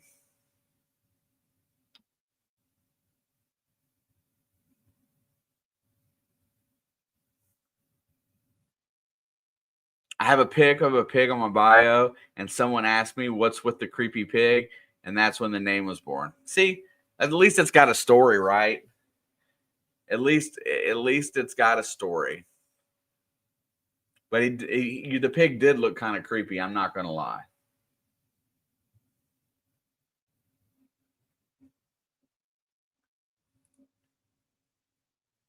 G. Obama, shit, now I know my future daughter's name.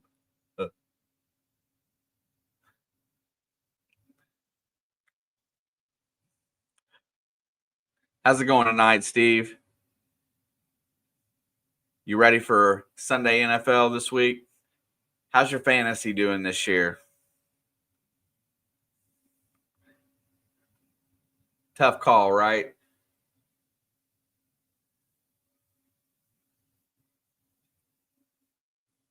Yeah, I got it.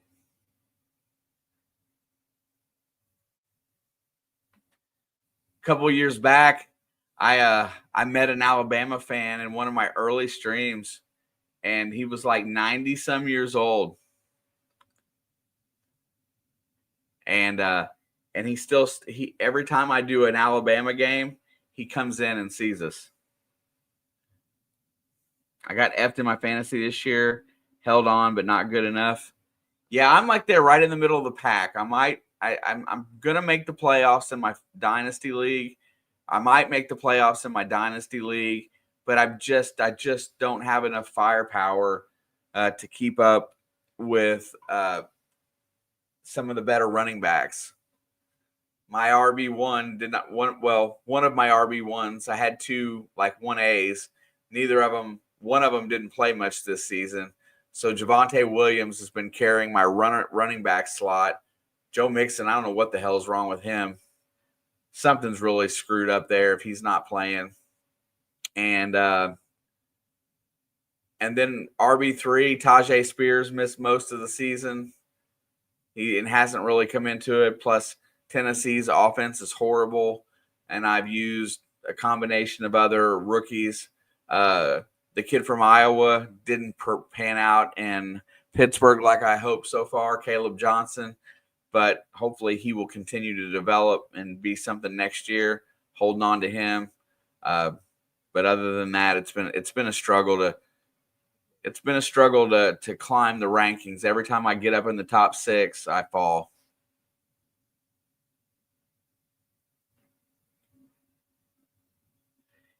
Yeah, but I wasn't. I mean, regardless, I wasn't going to cut him because if I cut him, somebody else was going to put him on their roster, and for Dynasty, I was hoping that everybody was wrong and that he was going to play, but didn't exactly pan out.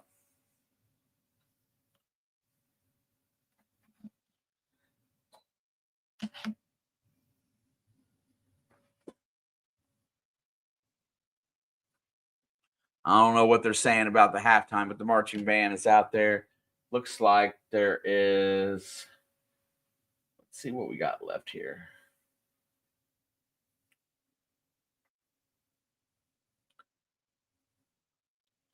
Yeah, it's a good league. It's got a great leader of the league. Alex and I both play in it, but like I said, that we've had some players that have not panned out in the drafts recently.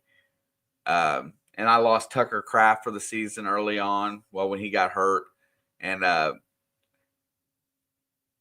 now Kelsey's my top tight end, and those 3 tight ends from freaking Pittsburgh have pissed me off because Aaron Rodgers can't get nobody the football, I guess.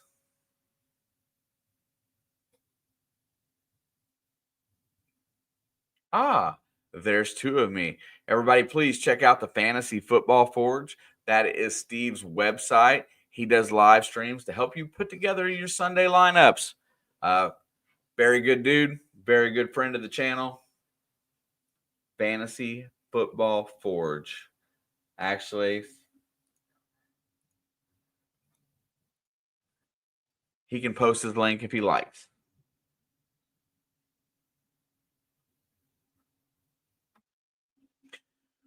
We just got to get Alex back into the swing. Hopefully, she can put together some kind of a show for you guys.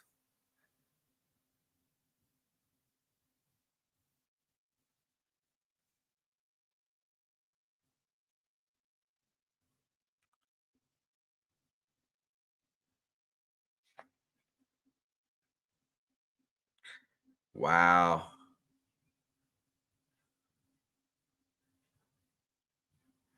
JMU.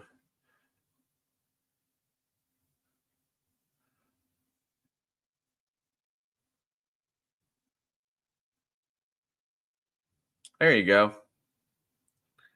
Fantasy Football Forge. Very informative. Good times as we creep through halftime here. If you are new to the channel, welcome to It's in the Blood.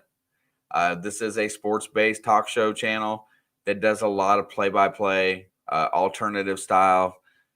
So you get to listen to one of us chit-chat about the game, call the game. And we have a lot of pick'ems and stuff like that when we're together, but it's a 2-man crew or a guy and a girl. And it is very family orientated. All of our members are called Blood Fam. Most of the people that show up here are dearly, dearly loved and thought of. But if you could smash those buttons for us today, help us get a little bit bigger. We really stopped trying for growth last year and just started working on quality, but Alex's work schedules kind of made it difficult. Wish we could be full-timers. That would be fun. If we were full-timers, we'd be in here all the time.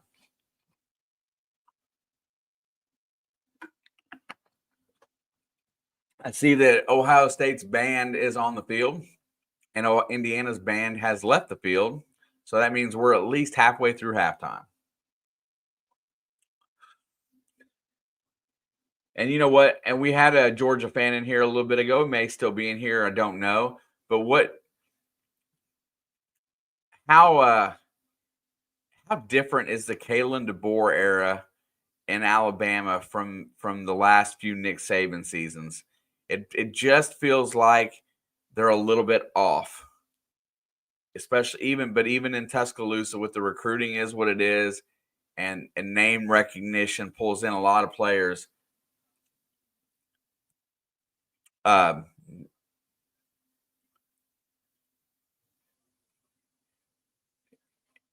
It looks like a totally different team. It doesn't look like they're as gritty and tough as they have been in years past. Georgia looks like they have just taken the reins of the SEC, even though Texas A&M put up pretty good numbers this year.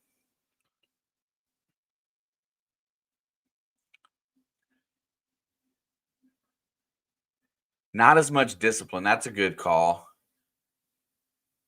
You know, Nick Saban specialized in the defensive backs, and there was always good corners coming out of Alabama, solid first-round corners that just is tough. Oh my gosh. Yeah. I'm gonna let's see. I'm just gonna call you Pig because that's what I'm gonna remember you by. But production of a show or a stream is tough. It takes at least 100 people to run a TV talk show. Yeah, and Pig, we run. You can go back and just thumb through some of the content, but we run this channel. Plus, we each run a gaming channel, and then I have a treasure hunting channel with a talk show as well. We spend a lot of our time just hanging out here with YouTube.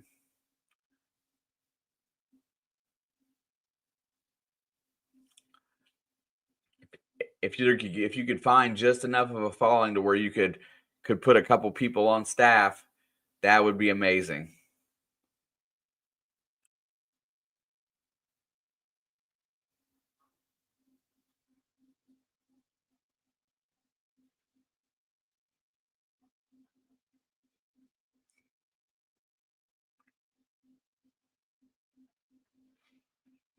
But yeah, I've seen I know a lot of people that have channels that are semi successful where they get and they have about 4 to 5 people helping them out. You got to have somebody to edit. I do all the editing here. You have to have if you had somebody to do just help get things set up and produced is a hard part. Getting ready to go for a day, getting 2 streams ready in a day is not that hard.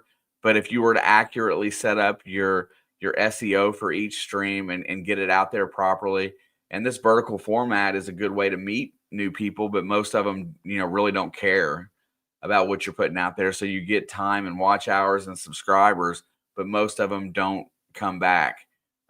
Sports is one of those unique situations where, everybody has something that they like, whether it be a team, a sport, whatnot. And Alex and I do pride ourselves on being able to have a conversation of most every professional American sport, minus hockey. She watches a little bit more of that than I do, but we're pretty well versed. We read our news every single day, and we act like we're going to put content out every single day. We just don't necessarily get to it at this point. Hopefully, we get to do a football game together tomorrow. I would love to do the 4:00 game tomorrow with her, but I don't know what time she has to work tomorrow night. However, so what did we have at the beginning of the day? Let's see. I asked for scores, but didn't get very many. JP still has it at 24-21.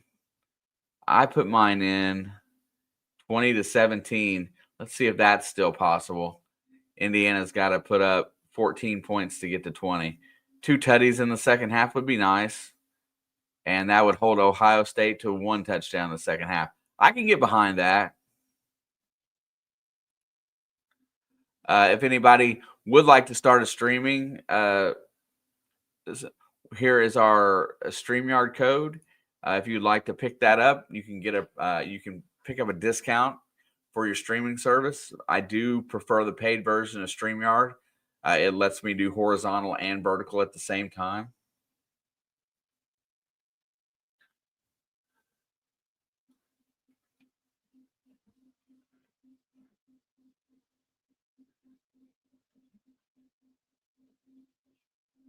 Hey, let's see what I'm missing here.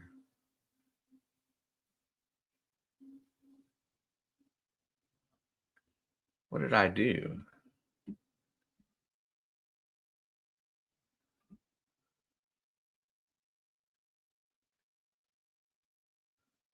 Okay, gotta fix something. Gotta fix it.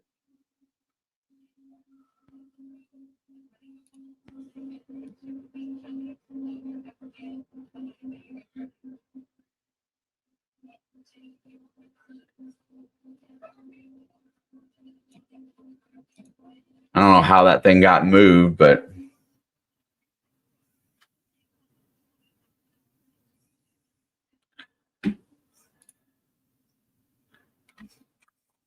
yeah, the Packers Bears is 425. That would be going up against our comrade Mr. Tom Grassi, but he always takes good care of us and usually blesses us with a raid every now and again. But I'm excited to watch that game, though. I think that's going to be an exciting game. Hey, they're bringing on Alex from the University of Pittsburgh and Francis, Texas at San Antonio. And Miss Alice is kicking ass over there. She's up 6-4, 7-4, 8-5, 9-6. Catching up. He's getting his rhythm. Starting to find the pressure. 11. Oh, he's up by 1. Go, Alex. Go. Throw him. Oh, he's going to win. 18-15. Alex performed admirably, but loses in the end.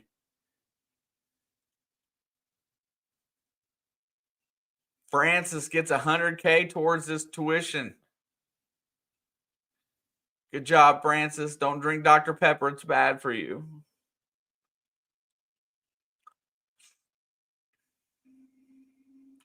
Listen, if you want to see a happy camper, I'll find a way to be in here if my Bengals can pull off the win in Buffalo tomorrow. If they can take another step with that defense playing just a little bit better and pull off a win in Buffalo without Trey Hendrickson, I will make sure I find a way to be in here tomorrow, whether it be by myself with Alex or not.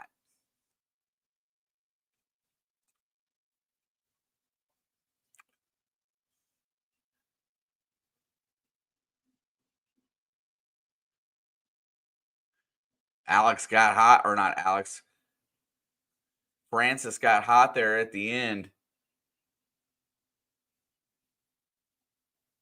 You know, that's a good point. I thought about that earlier. They should let the girls compete against girls. I know they want to be diverse and have a boy girl, but for crying out loud, it seems to be that the boys are winning every time.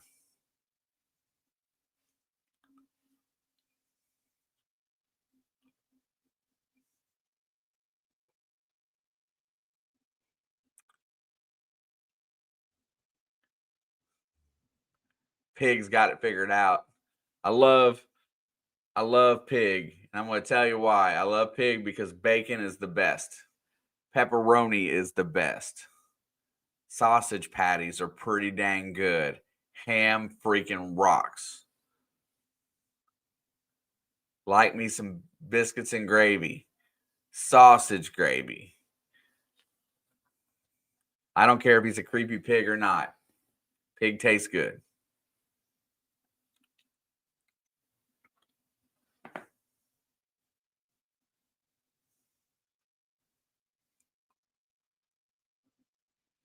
Gotta love. What up, Angie? Yeah, you know what? It is. I'm just saying, you gotta. Sometimes that's the one thing about trying to attract new people in here. But you got to find people that you mesh with, and the only way you're going to mesh with the chat is if you talk to them, especially during halftime. And you know what? I just switched over so I could go look at his account, and I saw that picture of that creepy pig, and it made sense. So now I feel like I got somebody I can talk to, and he's a Georgia Bulldog fan. So now we got a fan of a team that's already in the playoff that won their championship today. Kudos to Georgia. And then you know what? Maybe come next week, he shows back up, and then we've got a new friend. If he doesn't, then maybe he hits the buttons and comes back every once in a while. But once anybody meets Alex, they love it here because she's just a sparkling personality. Oh, you're not a Georgia fan? Well, then who are you a fan of? I got you. Then who are you a fan of? That's more important to me than. I'm sorry, I thought you were a Georgia fan, or at least you were speaking that way. I guess maybe you were speaking in general, which is fine too. But who do you like?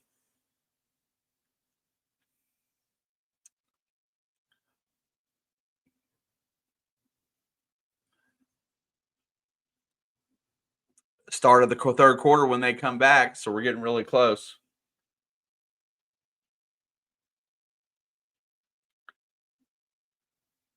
You live in Northern Ohio but don't have a team. Are you a Buckeye fan?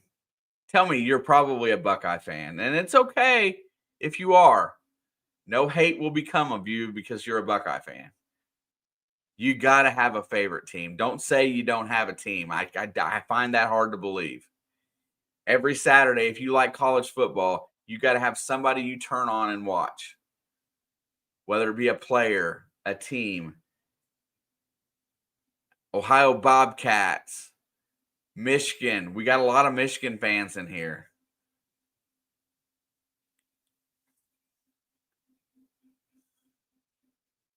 I don't know what universities are up near Cleveland. Cleveland State. You got to have a team.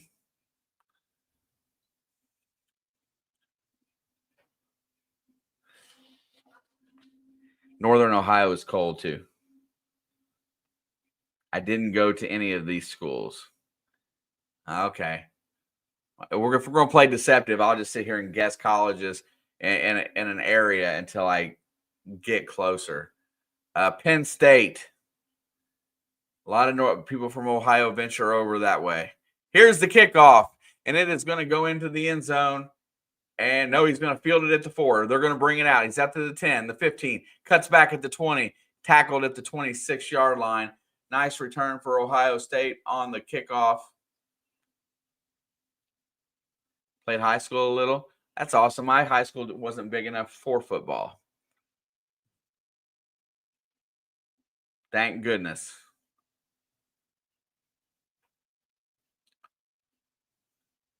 Indiana is 6 points in the first half, the fewest this season. All right, here we go. Sands under center. Indiana's got a 4-man front. They got one in motion. Tate goes across. Play action. Sayan rolls out. Bootleg. Hits the tight end. They have not used him yet, and he is hit.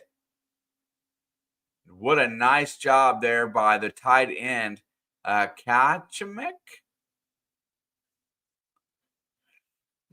That is a different play call. Let's see if Ohio State comes out and tries to attack the edges a little bit more aggressively here, as the middle seems to be pretty stopped up.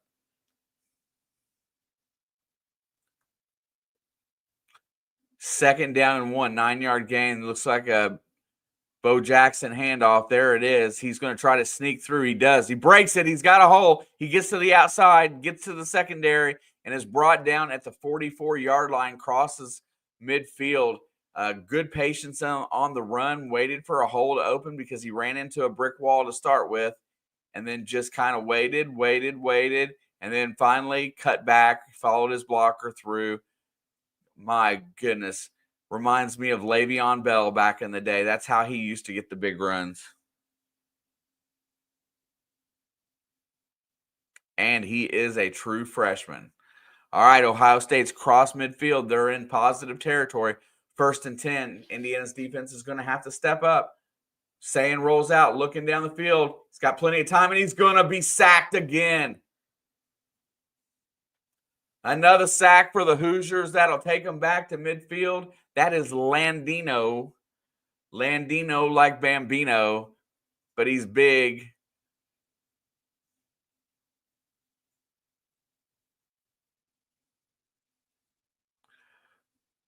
What a nice tackle by Landino. Gets off his guy, just makes it in there and is persistent. That's another sack for the Hoosiers.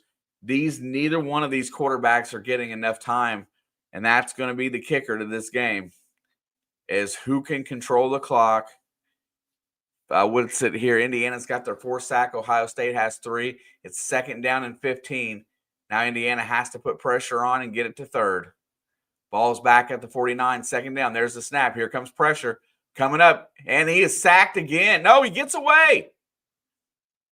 He throws it. Whoa, Sayin escaped, but gets a chance to throw it away. What athleticism by Julian Sayin, as he is bum rushed straight up the middle. This defensive line for IU is for real. He is wrapped up. He just can't hold on. Oh, he got his face mask pulled.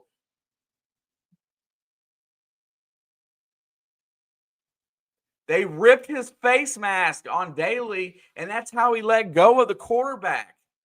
Oh, my God.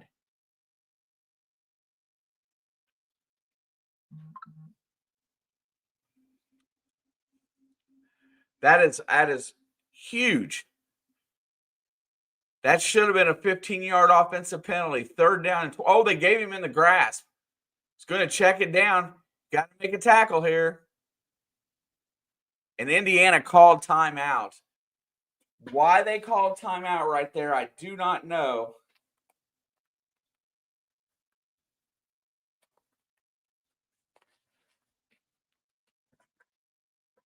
Indiana calls the timeout. It's still 3rd and 27. My high school wasn't either. We always joked our football team was undefeated. Hey, yeah, kudos. I worked in a bar downtown Cleveland in the early 90s. Okay, so you're probably my age, which makes us understandable. And the Browns left, our business tanked. That's when I decided not to invest a single team anymore, but I still like the game. Got it. So you didn't have any affinity of the Ozzie Newsome Ravens, or were you just mad at them?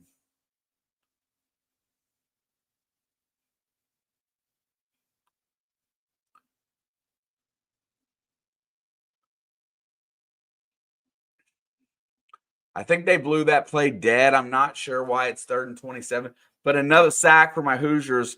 And now we need to get off the field here, no penalties, and get a chance to come out here and tie this game up, or we can't tie it. Take the lead or get closer. Back to pass. Sayin checks it down. Smith's got it, and he is going to try to break free, but only a 1-yard gain, as Hardy will not let go once he grabs his ankles.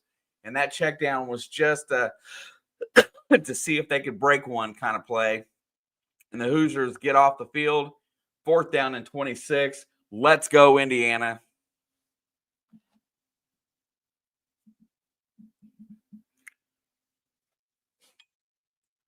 Ohio State shifts on their punt formation. Kick is away. And it falls dead at the 11-yard line. I don't know why Brady didn't go back and fair catch that. That could have been horrible. This game has been dominated by the defense. Both of these defenses are elite.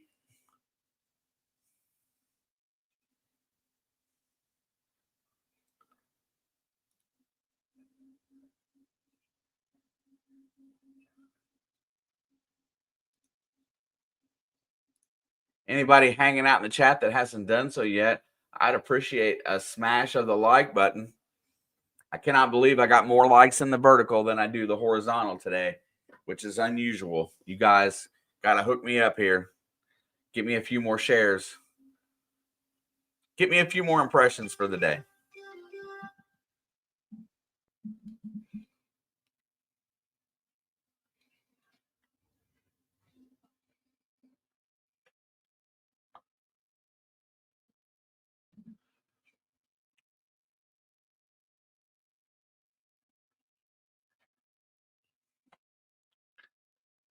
I wasn't mad, but I wasn't going to vote for. Gotcha.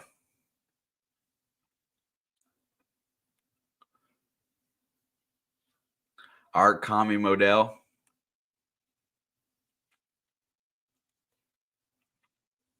So you haven't been able to get into the Browns since you've had a team back since they were back as an expansion team then? I guess I understand your situation. We have a few folks in here that were pretty upset when the Rams left St. Louis and just don't like them anymore. I just can't imagine ever switching to my pro team. And I think that no matter where they went, I would like them. But being a Bengal fan has not been easy for football. Being a Hoosier fan has not been easy for football.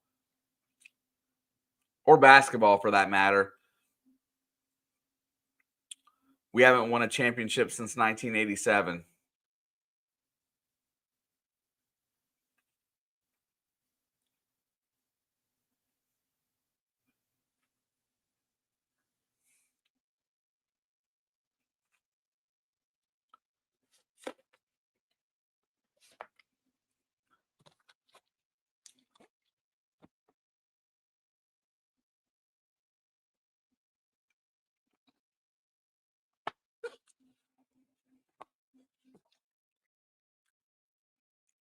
There's a lot of blood on these jerseys, especially Mendoza's. His elbows are tore up.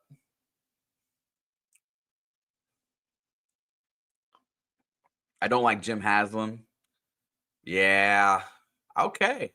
There's a handoff. Kalon Black. No, I'm sorry. That's Hemby is going to push forward, and he's going to get about 6 yards on first down. I blame Miller Kopp. Me too. I blame Miller Kopp for a lot of things.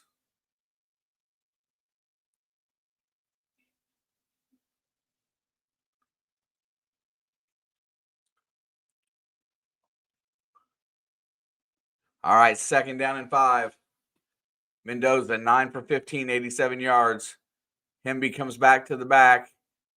Ohio State shifts their defense. Handoff. Hemby pushes forward, and it's going to be 3rd and about 2.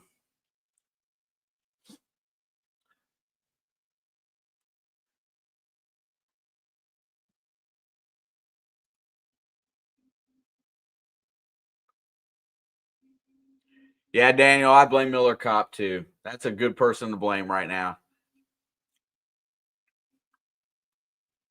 How you doing, Mr. Daniel?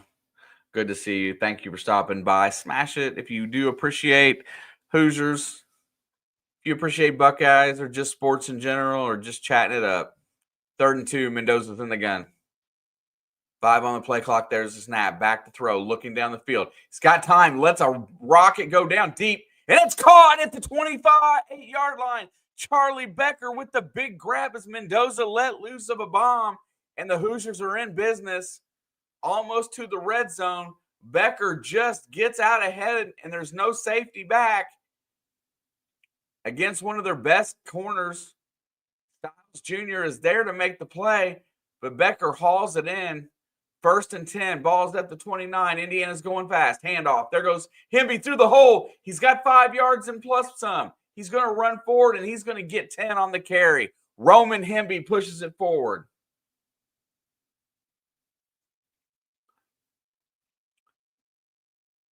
What a nice play by Roman Hemby. Mendoza looks like he's fired up.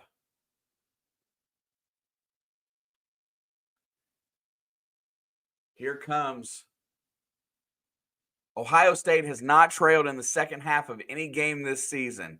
They have trailed for 0 minutes. If Indiana puts one in the end zone here right now, that will be changing.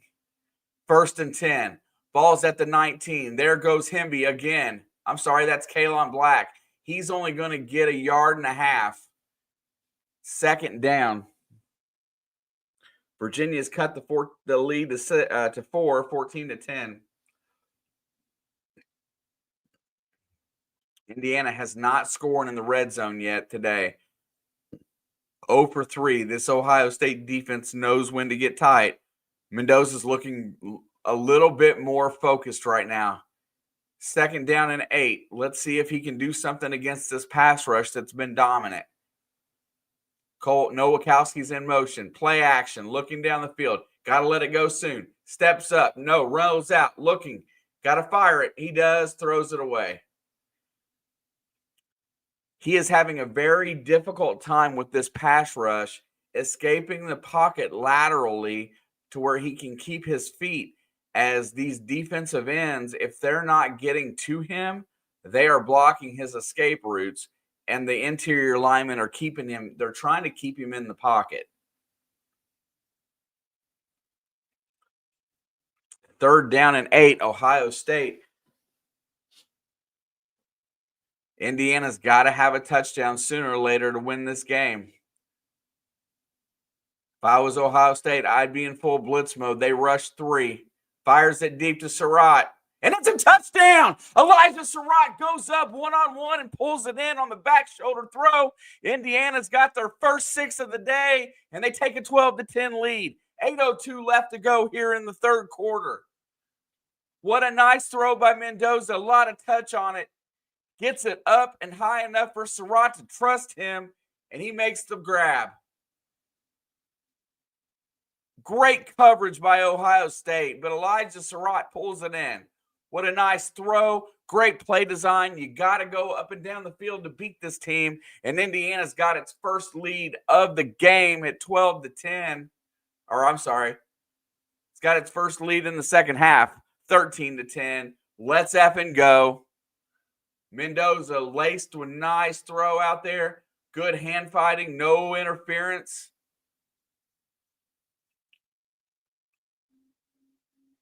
And unknowing Indiana has finally come back and gotten the lead in this game. And now Ohio State will be trailing for the first time in the second half all season. Let's see how Julian Sayin responds after he's been sacked a couple times here at the beginning of the half. If this IU defense can keep the play up, it may not need much more to win. Let's go.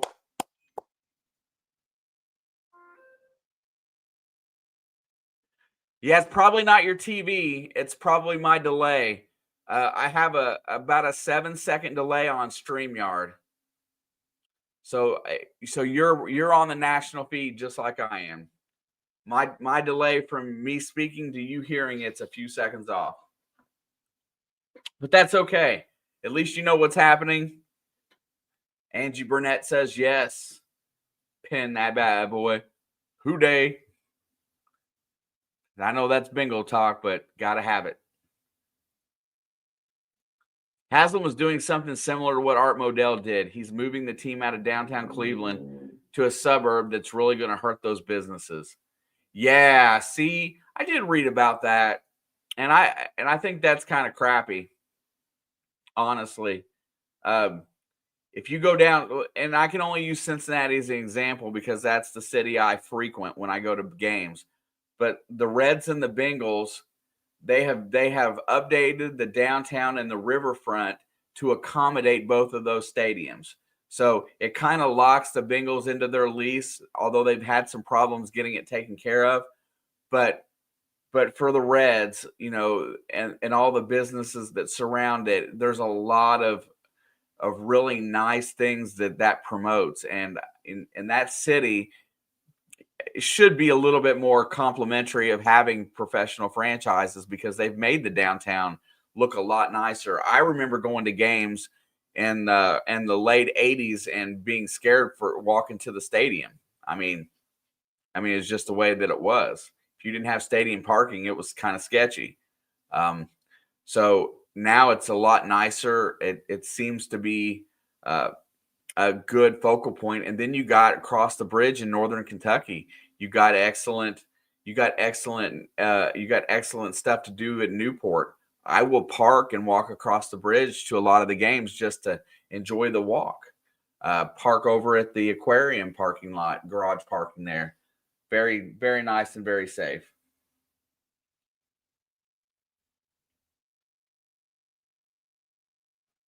Downtown Indy was sketch back then too. Yeah. I mean, I'm not sure. I know the crime rate hasn't changed a lot, but I know that they've done a lot to try to, I guess, spread it out and maybe move the element of crime away from the city. I don't know how that works, but you're right. Downtown Indy was sketch back in the days too. I remember being down on Washington Street, not very nice sometimes. And now it's a pretty good area as far as I remember. He takes a knee in the end zone. Ohio State comes out trailing for the first time in the second half this season. Let's see how Julian Sayin responds. He's been hit several times hard. I got to play coach here. If I'm Ryan Day, I'm going to lean on the running game to open things up for Julian here. You've got to get these defensive linemen off of this pummel mode, because that's what they're doing right now. They're trying their best to bust the quarterback. Well, let's see what Ohio State tries. They got one in motion, got three wide receivers. Play action. No, he hands it off, and there goes Bo Jackson ahead for 6 yards, make it 7. What a good first down play for the Buckeyes. Take some of the pressure off that young quarterback. Indiana get a hold here. That would be awesome. And Ohio State's pretty much in one of them must-score situations because they like to limit possessions in the second half, and that's what they do. They will drain the clock. Indiana's front four is ready. Play action, and they're going to run it again. This time it's stopped for a loss. 1 yard loss on the play. Jackson gets brought down as he tried to get through the left side of the line. 3rd down and 4. This is where you got to dial that pressure up. You got to get a hand in Sayin's face. And I think the size of our defensive line and the height of them is giving Sayin a little bit of problem. Tighten up your coverage. Get a linebacker in there. They got 2 wideouts to the left. They got a tight end and a wideout to the right. That's back to pass, looking down the field. Has time, fires it, and it's completed. Right at the line to gain. It looks like a first down. Good throw by, and Ennis gets into the scoring column today with a nice catch.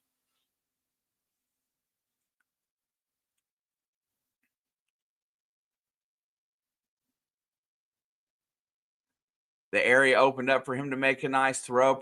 Coverage was good everywhere else.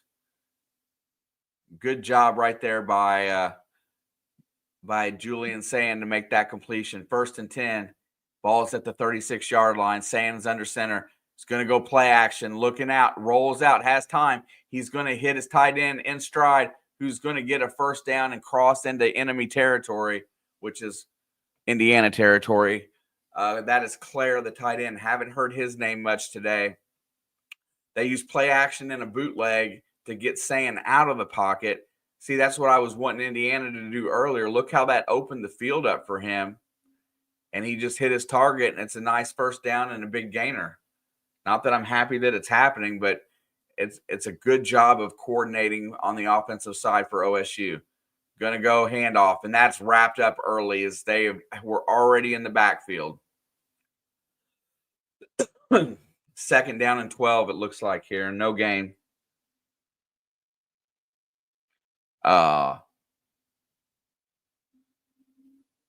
Thank you. I appreciate that. It's a lot of fun.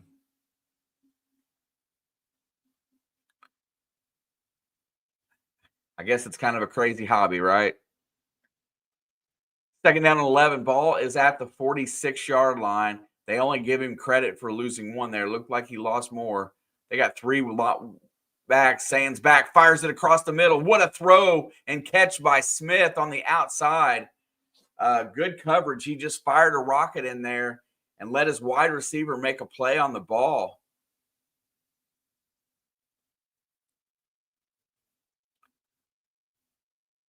D'Angelo Pons was right there in coverage. Good job. It was just a good play. I can't argue that. Kind of a back shoulder throw, but with tight coverage. Really nice job. Ball's at the 27. Ohio State's driving. Back to pass. Fires it. It's completed to the tight end out there, and he's going to get an 8-yard gain. Pons picks him up and puts him down. 2nd down and 2. This is where Ohio State has an opportunity. We have got to keep him out of the end zone.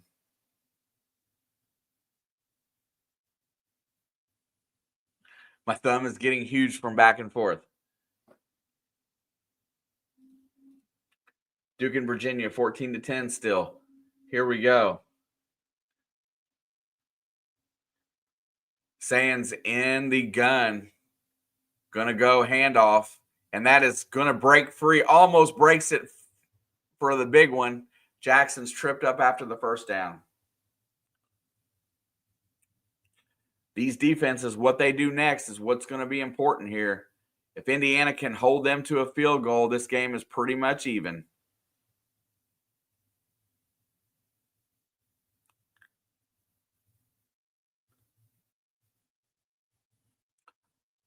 First and 10. This is where the Hoosiers are in the red zone. Ohio State's ready to rock. They want to pounce for a touchdown. Ohio State's in the eye. Sands in the gun. He's going to go play action. Rolls out again. Fires it back across the middle. He's got his man, and that is a 6-yard gain on 1st down. They are not letting Sands stay still in the pocket because he is not getting time enough to get these throws off. Now, what Indiana is going to have to do here is that they're going to have to bring more pressure from the edge to try to keep him in the pocket, a lot like Ohio State's been doing.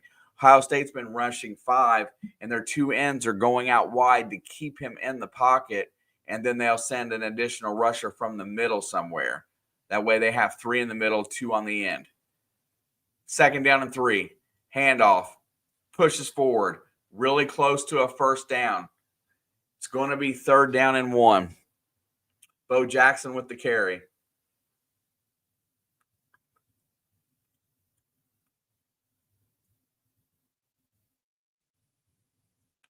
This is where it's going to get tough. Let's see who's got the play. Duke takes us another lead, 17-10 with the field goal. 3rd quarter, I assume. 1:57 to go here. 3rd down and 1. This looks like it's going to be a play. I would be stacking the line. Get him in there. Don't line up off sides this time. Sand rolls out looking. He's gotten time, throws it, and it's incomplete. 4th down and 1. Ohio State went for the touchdown there. What decision is Ryan Day going to do?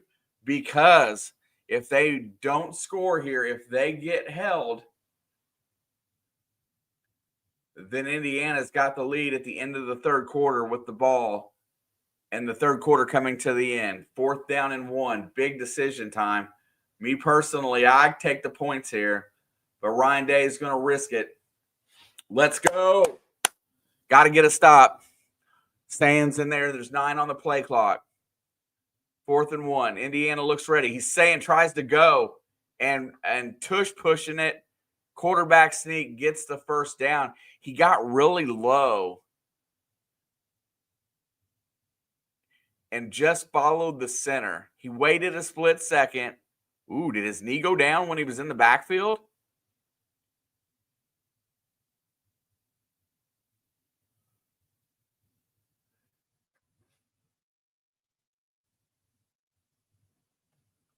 All right, it's going to be 1st and goal. And I think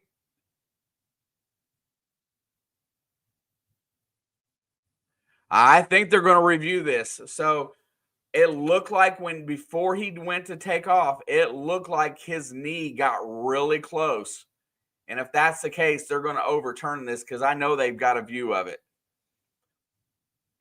As he was trying to get down low, his knee got low. And I think that's what they're reviewing.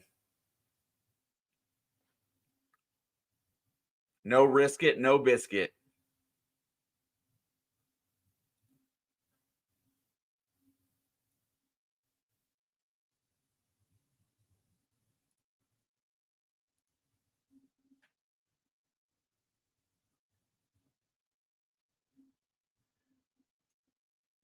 How are you doing today, JG?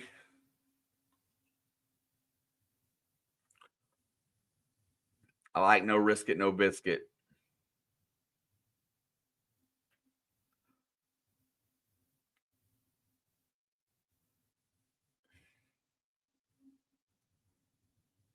This is one of those times that's going to be both teams are able to move the ball a little bit better here in the second half. They know a little bit more what each other wants to do, but it's a dogfight. This game is a matter of inches. And if they find his knee down, which they're not showing us any views of it yet, I'm waiting for the commercial to end. But I think that's what they were reviewing. It looked like his knee buckled when he got the snap and went to push forward. He got low, and it looked like he lowered his knee. Almost like he was taking a knee, but he was getting leverage down low to push because there was a delay after the snap. He let the center push forward and the guards combine in before he took off. And it looked like he got really low there. And, as watching it on TV, we have probably the worst angle live, but that's what it looked like from my vantage point.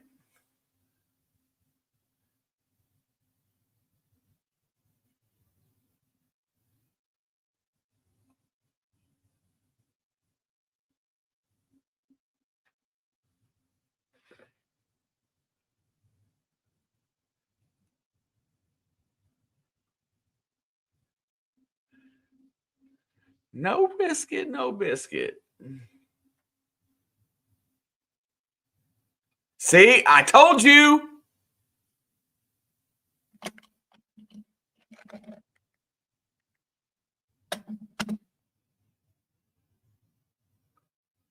I told you he was down.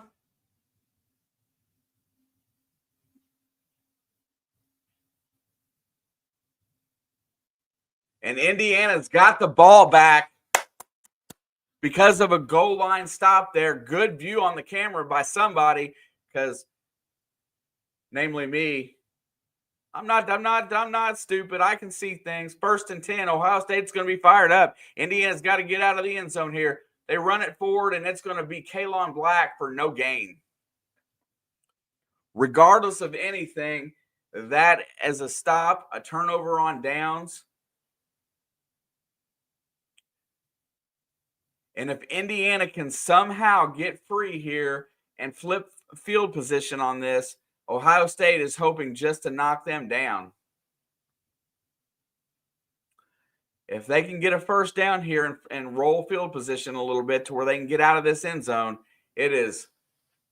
would be very important for the rest of this game. 2nd and 10, they got 4 lined up to rush. They're going to go get out first down catch, and that is E.J. Williams' first catch of the day. He's been really quiet the last couple weeks, and that's going to take us to the 4th quarter.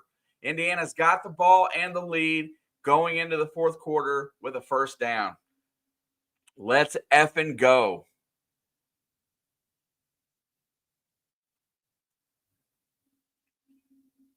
Man, I'm telling you, you gotta pay attention with this.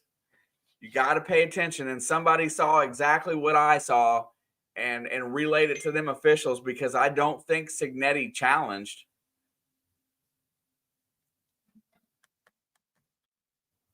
Turn of events. What looked like a first down and a 2-yard gain. He got leverage all right. He used the ground to get it.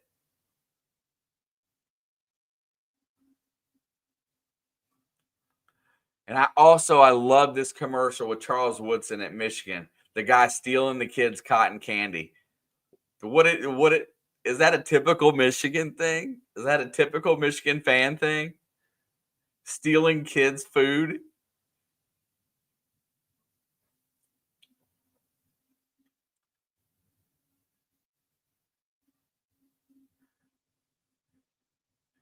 Listen, I'm super excited about that.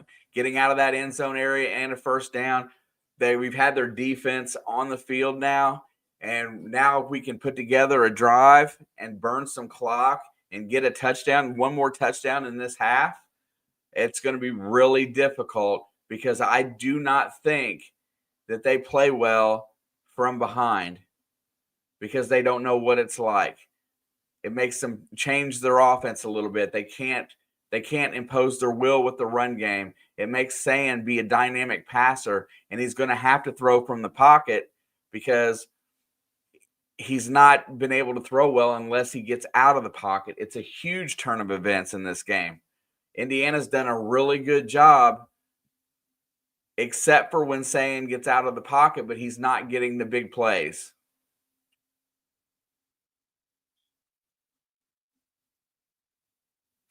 I still laugh at the Signetti podium comment, Google me, I win. Listen, and truth be told, when he came to Indiana, our program was the laughing stock of BCS, bowl championship conferences, of all of it. We had the worst record ever, the worst identity. And Scott Dolson picked him out and basically said, hey, we're giving you a high major team to come play with. No risk, no reward. We've struggled with coaches in the past. Tom Allen had like one good year. A guy that comes from Nick Saban and has culture, heck yeah, got him while the getting was good. One of the first times Indiana made a great choice in coaching.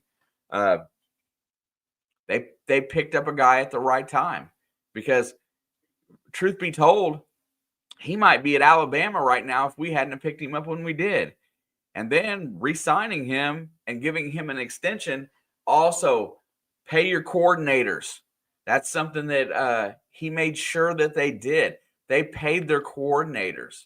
So to keep those guys possibly intact. So they've got a few years to run the table on this and see if they can win a championship. Year 2 would be amazing. Winning this one here tonight would just make my life. Like I said, it's all gravy after today. Today is the goal. And then if you win today, you set a new goal. But today is the goal for recruiting, for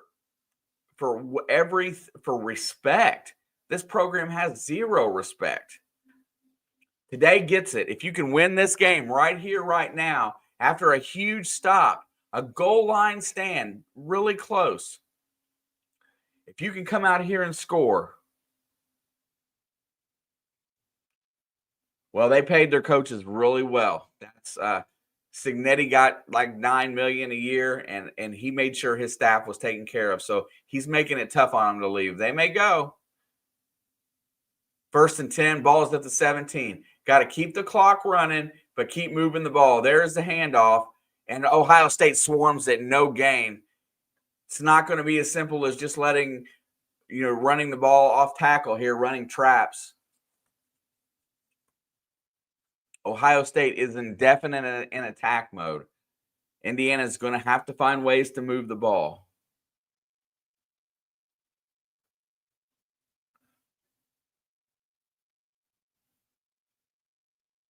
Second down 10. No gain on the play. Indiana shifted the protection to the right. Play action looking. Here comes pressure. Mendoza rolls out, gets his man downfield, and it's a first down. Charlie Becker went into double coverage with a big grab. 1st and 10. Mendoza got out of the pocket. This time he kept his head up and rolled away from it. The right, Nowakowski got the block on the right defensive end, which allowed Mendoza to roll out to the right. The tight end blocking did the job there on the right defensive end or left defensive end, and that is what freed Mendoza to make that play. 1st and 10, handoff, play action. Kalen Black tries to get the edge. He does, and he's going to get about 3 yards on 1st down. Definitely a positive run.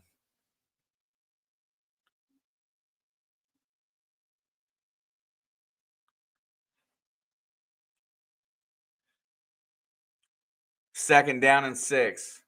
They gave him 4 on that carry. Good run by Kalen Black. That puts the defense in a different position right now. Indiana dominating the ground game today, 103 yards as a team to 32. They've done the job. Here we go. Mendoza's back looking, fires it. It's got a receiver. It's a 1st down. Stay in bound, Charlie Becker. And he stepped out. That's okay. It's a 1st down for Indiana. Charlie Becker is such a difficult matchup as a wide receiver. He's got that look, and he wears the same number, a lot like Chris Collinsworth. He's very long-legged and sneaky fast. He cuts really well. I used the Chris Collinsworth reference because of the number 80. But, yeah, that's exactly what he reminds me of. I'll think of another one that's lanky like that. 1st and 10. Play action, hands off to Hemby. Hemby cuts back, and he's going to get 3 yards on 1st down.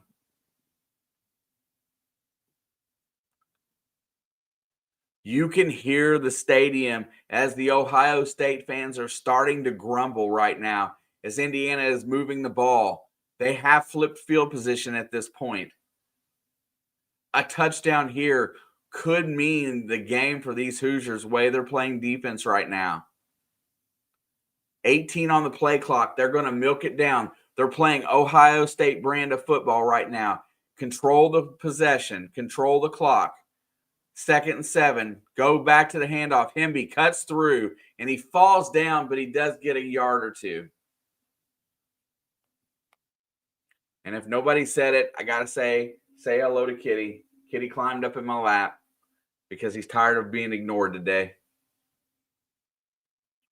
All right, it's 3rd down and manageable. Ohio State is desperate for them to get off the field because with 11:18 to go, it's going to take some clock to score again. So they're hoping to score a touchdown and retake the lead here. Indiana needs a 1st down to keep it moving. 3rd and 5. Mendoza's in the gun. Here comes pressure. Looking down the field. He's moving, rolling, and he's got to fire it. He throws it. And it is incomplete, and Ohio State has held. 4th and 5. He didn't move out of that pocket fast enough. I'm not sure why. Let's see what held him up. He should have been going sooner.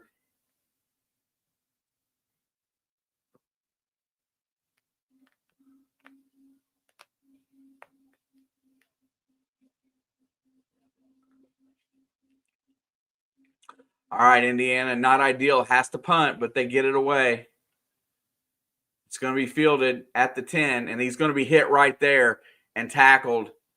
So Ohio State, out of that deal, loses about 4 minutes, and they lose 90 yards. So Indiana's still in a good position here. The defense has just got to step it up, and now you got to be aware that in the 4th quarter, everything is pretty much 4-down territory.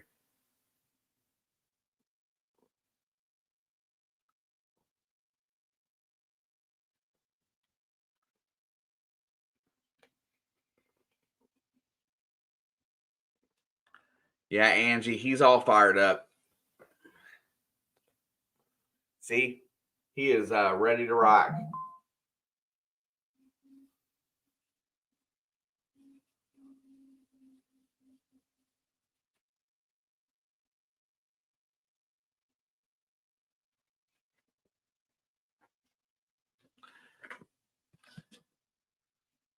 I think Indiana did a really good thing by locking down Signetti for a while because he was going to be the Penn State firing is what prompted that notion because it was rumored that there was some interest there. And I'm sure that the Florida job and the LSU job was going to warner some interest too. And him being a Saban disciple from that that coaching staff. I think that is exactly why Indiana went ahead and locked him down for a long term, and I think that was smart. Dude, turnover on downs. Duke's got the 17-10 lead. Awesome. That ACC is absolutely crazy this year. To have somebody in the championship game as they were with the tiebreakers in place, they cannot probably make it. Can refute that conference. A team in the tournament is amazing. Makes it hilarious. Makes tomorrow interesting. I think Indiana's shown well enough today that I don't know that they're going to drop if they lose. I think these two teams are headed for a second collision. If they are 1-2, then definitely a second collision. If they do, it would be the championship. I don't know that it's different when you play teams from different conferences. You got to adjust to a different play style. The Big Ten is very much a bruising, bashing play style. The SEC is similar, but it's also a little bit faster paced game. There's a lot more up and down. Here we go. This Hoosier defense has been outstanding today. Defense wins championships, so we still got a chance going forward. I want to see some clock drained. Yes, sir. Right there. See, I told you I saw that. Here we go. Indiana has played Ohio State's game the whole game, playing ball control, tempo, and now they have the lead with 10:45 to go in the game. Ohio State's in the gun. Sayin has two in the backfield. Going to go handoff as he busts through the hole, and he's going to get about a 5-yard gain.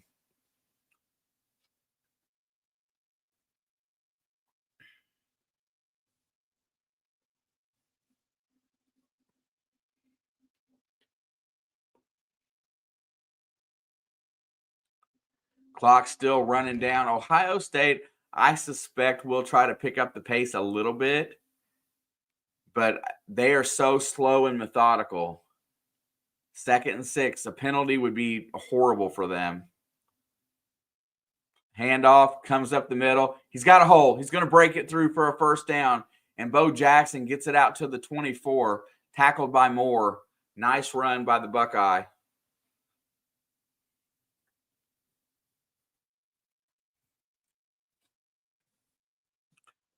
Two true freshman 1,000-yard rush, Travion Henderson, J.K. Dobbins, Maurice Claret, and Robert Smith going back to 1990. That is elite class.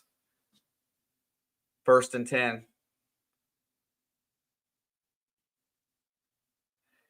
Play action. Sands right there. He's got protection. Fires it, and he hits his tight end for a short gain. Give him about 5 yards on first down. Good job by the O-line of the Buckeyes to hold off that pass rush. Indiana seemed to be sunk back a little deep there, trying to protect the deep ball. I hope it's not a prevent style defense, but because that would make me upset.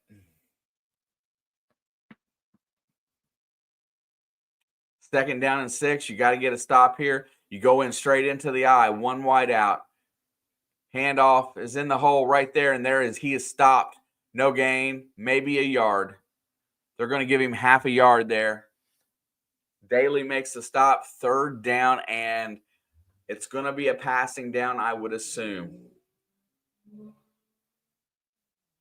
3rd and 5. They could run it, but I kind of doubt it here. If they run it, then I'm sure that they're going for it on 4th down too. 8:22 left to go in the game here.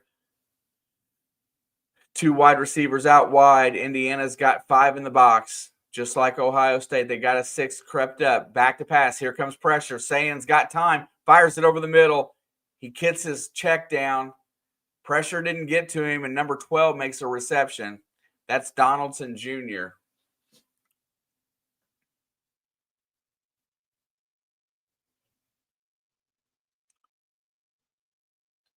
Everybody sunk back deeper into coverage. Nobody come and got the check down. Not a horrible job by Indiana. You definitely don't want to give up the big play there, but you had a chance. You're hoping that your pass rush gets home. And Sayin gets it out to Smith on the edge. He's trying to get away, but there is nowhere to go. That's a loss of yardage on the check down there. And it is second down and about 12 or 13. Nice coverage on Smith as he cuts across. It's like a wide receiver sweep. And it's just a wide receiver screen. Aiden Fisher gets out there and helps. He gets locked down. They don't let him get the edge. It's going to be 2nd and 15. He lost 5 on the play. This is the set right here. You got to sell out and make a play. Sayin's going to try to throw the ball. They can't run it. Here comes 3 rushers, 4. Sayin's back, fires it over the middle, caught. Short gain. That is so dangerous when it's stopped like that and the linemen just barrel into that pile to try to push that guy forward.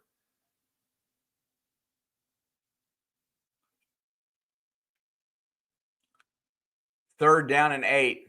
Here it's a big play. Indiana's going to have to get pressure in here. They cannot let him escape the pocket because that's where he becomes dangerous.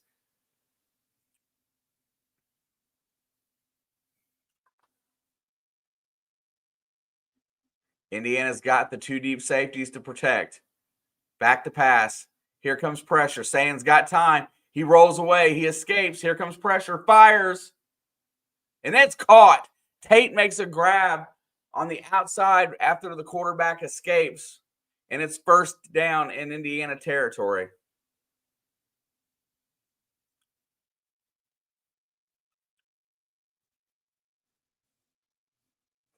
The right tackle brought the defensive end to the left, and it really opened up the door for him to scramble to the right.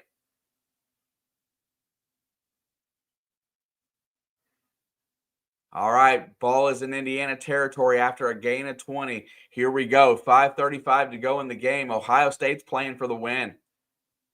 There is the running play, and Bo Jackson's going to get about 2 to 3.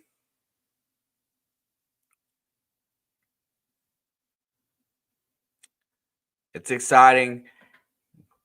If Indiana can get a stop, we may be going to overtime on a field goal attempt.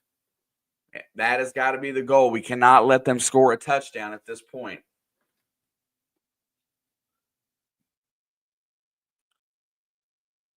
Such a well-played game on both sides after the early turnovers. Indiana's really only given up 3 points today. Second down and 8. Play action. Sayin's looking. Here he comes. He fires it away. Throws it out of bounds. He felt the pressure and the heat coming, and now it's another 3rd and long. I assume it's automatically 4-down territory because there is only 4:43 to go in this game as they have milked this clock completely out. Indiana's defense has got to get a stop. You got to cover Jeremiah Smith tight. You got to get in, and you got to leave somebody to cover the back leaking out as a check down. Actually, I think everybody's left. It's going to be a throwing down here. Comes back into the backfield. 3 down to the bottom, 1 up top. There it is. That's a false start. And it's a double trick play. And it's still, there's flags all over the place. And I'm not sure what happened here. They go to a double lateral trick play. And they didn't get the first down. So it's going to be 4th down. What is the penalty? Oh, they're saying it's on Indiana. What the F? It's got to be an illegal man downfield.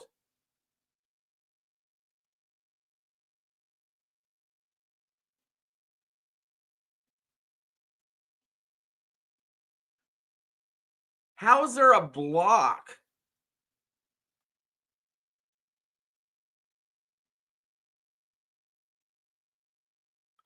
Oh.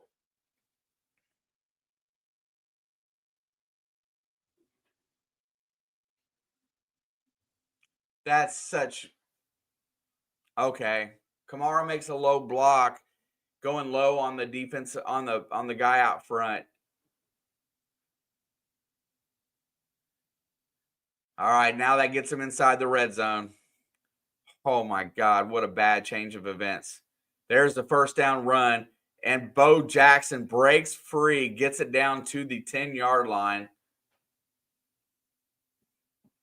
The question is, can the Buckeyes score a touchdown? 2nd down and 2 here.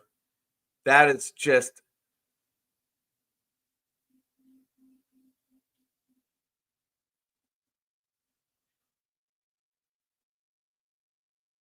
yeah, and they're talking about it now. The holding's just getting out of hand since they're not calling it on either team. 2nd down and 2. There, we're looking at probably a good opportunity for the ball game. If Ohio State can punch it in, they will probably win the game. Play action, and he's going to get really close.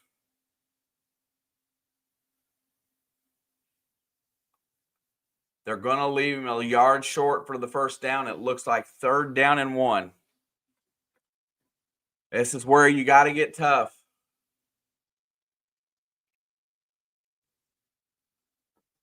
Indiana has a secret weapon at kicker. They've got a long-range kicker that they use.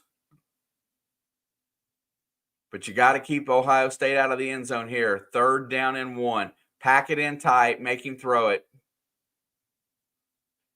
Play action. Rolls out.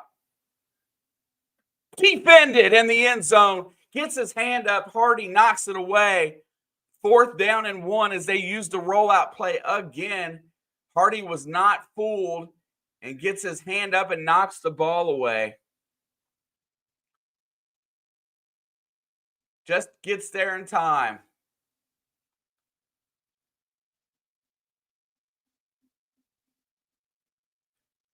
What a great job of getting his hand up. Ohio State was going for it all right there, and Hardy makes a great play.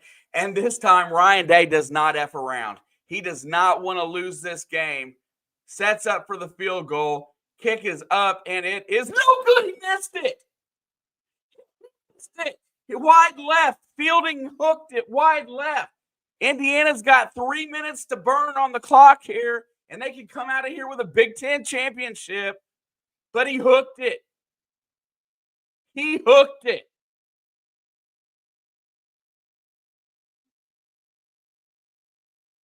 Pig says Shankopotamus. The Buckeye fans are stunned. The coach had conceded that he was not going to go for it again on 4th and 1 to try to push for overtime, and his kicker missed it. Big opportunity. 2 great defensive stands by Indiana just to get it to 4th down. Oh, yeah, that is awesome. Here we freaking go. Let's go. Steve says my boy's excited. I'm fired up.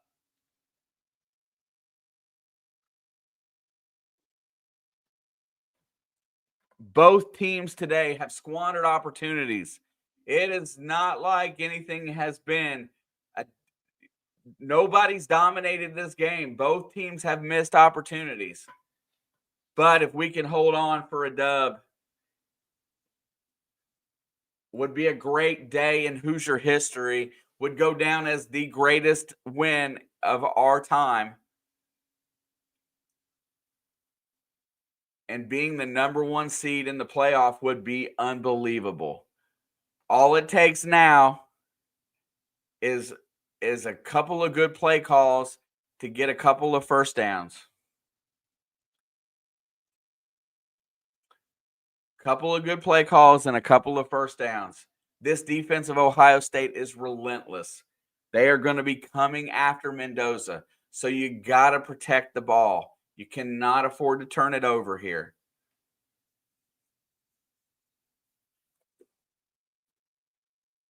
A good gainer on first down is important. Starting this drive with a good positive yardage play is very, very important if you want to control this clock and burn it down. But I love it. Ohio State methodically did the job that I wanted them to by running tons of clock as they went down. But Ryan Day in the end was not willing to risk another goal line stand, so to speak, and went to take the field goal. And obviously something's wrong with that side of the field, because that's the same goalpost that Indiana missed on. So whatever the case may be, whatever's wrong down there, it magnets in the football, whatever y'all want to say, I'm not sure. But this is Indiana's opportunity right now to seal it. Ball is at the 20. First down and 10, 2:48 to go. Going to hand it off to Kalen Black, who pushes forward and is going to get 4 yards on first down. Why is the clock stopped? Why is the clock stopped?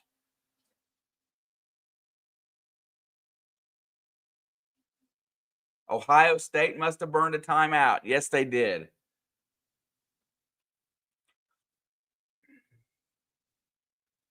Hey, listen, I didn't see the call across the screen yet, Angie. I wasn't sure. I don't want. Listen, they need to burn time here. So that's what I wanted to see. But good play by Kalen Black. That causes them to burn a timeout.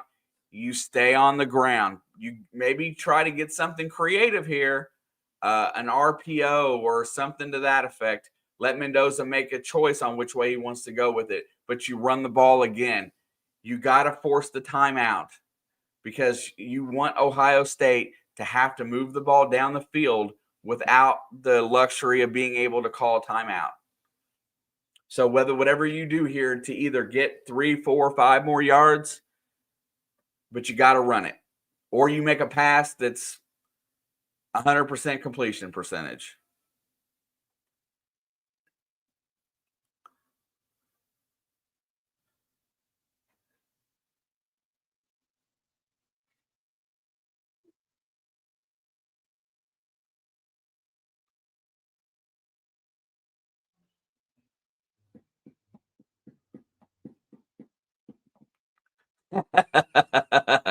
I've seen things go left less than at a NASCAR race.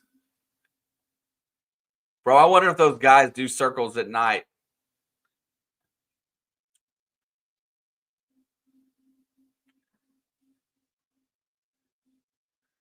We've got a golden opportunity here, folks.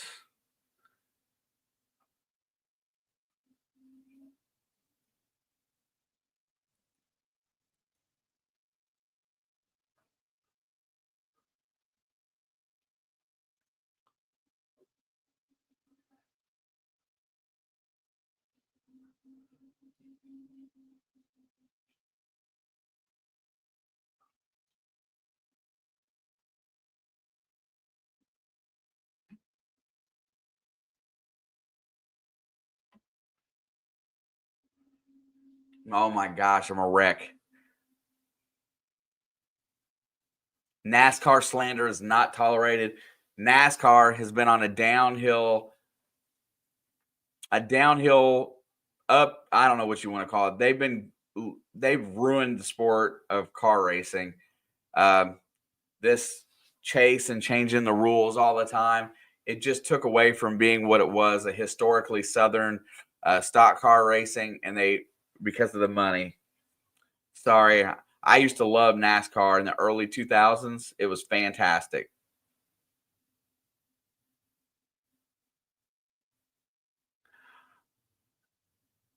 Duke up 10.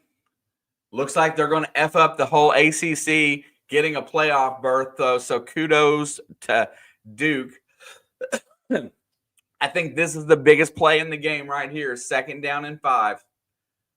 I really hope they get 4 3/4 yards.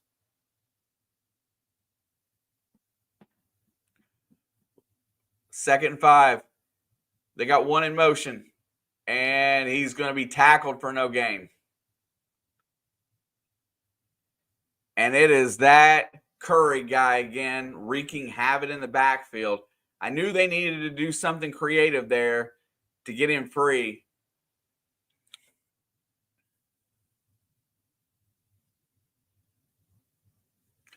715 losses in FBS history, second most. Lost 81 times to the Buckeyes. Probably 30 consecutive wins. Longest winning streak over. God, we need to win. We need a third down play here, Fernando. Do something.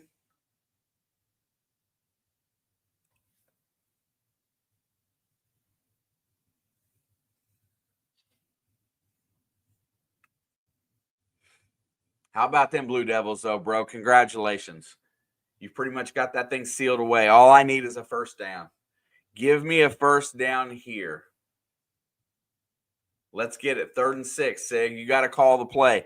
You got to do something to get your quarterback out into space or a quick throw. You've got single coverage at the bottom of the screen with Charlie Becker. 3rd and 6. Here, you know pressure's coming. Back to pass. Here they come. Fires it downfield for Becker. And he got it. Charlie Becker, I seen it wide open in single coverage all the way into Buckeye territory. And Fernando Mendoza delivers a dagger downfield. The clock is running. Man, I'm good today. Saw the single coverage, beat him off the get-go, and it goes down at the 44-yard line.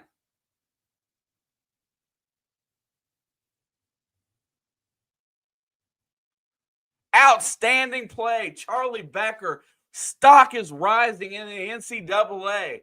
Let's effing go. Fernando Mendoza. Buckeye fans are at a loss right now. We are at the 2-minute warning.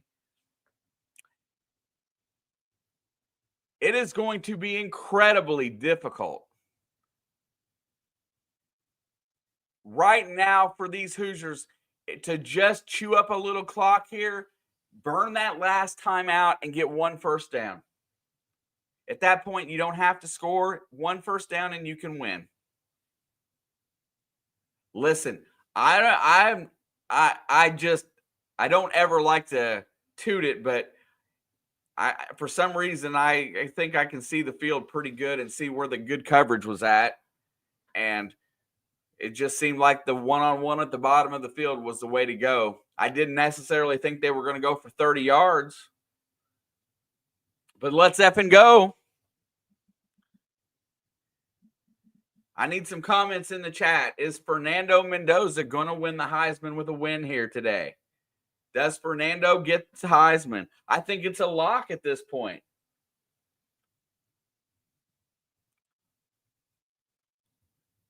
He's got the head-to-head against Julian Sayin right now. It's all they have to do is finish.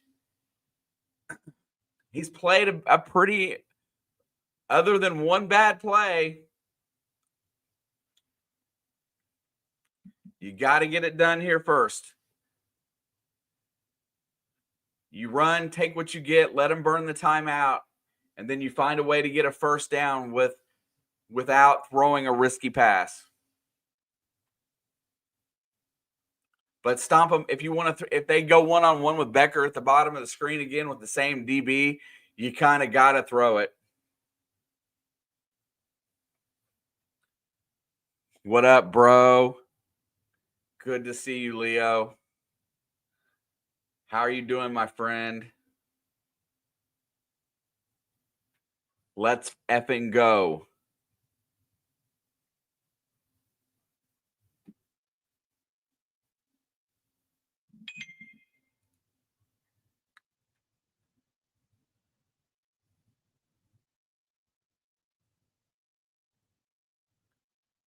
Because we're so. As a real OG, who are you a fan of, sir? You do who needs a QB?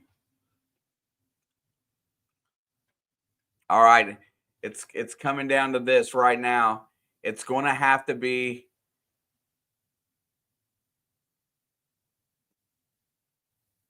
so obviously you're going to run the ball on first down. Oh, Raiders. Yeah, I think taking Geno was a huge mistake for you guys. I know why they did it, but I think it was a huge mistake. 1st and 10. Mendoza's in the gun, going to hand it off, and oh my God, he slips and falls. It's going to be a no gain. Kalen Black falls down. 2nd down and 10. Ryan Day is choosing to let the clock run. Very, very interesting to me that he's saving that timeout. So Indiana doesn't have to do anything right now.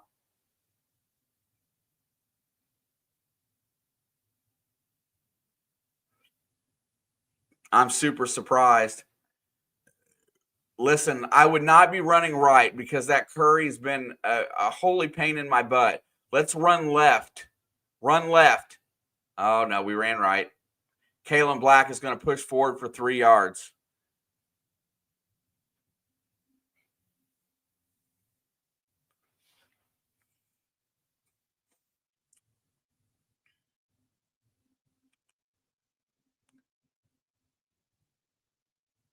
Yeah, the Raiders, I think, are in dire need of a QB.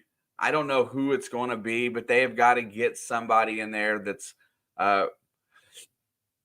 athletic, smart with the ball, big enough to sustain a hit. But they need a true QB1.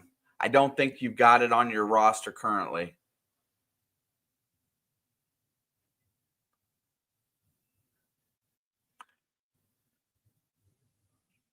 Yeah, come on, OG. Smash the like. Come back in here. Hit the subscribe button for us. We appreciate it.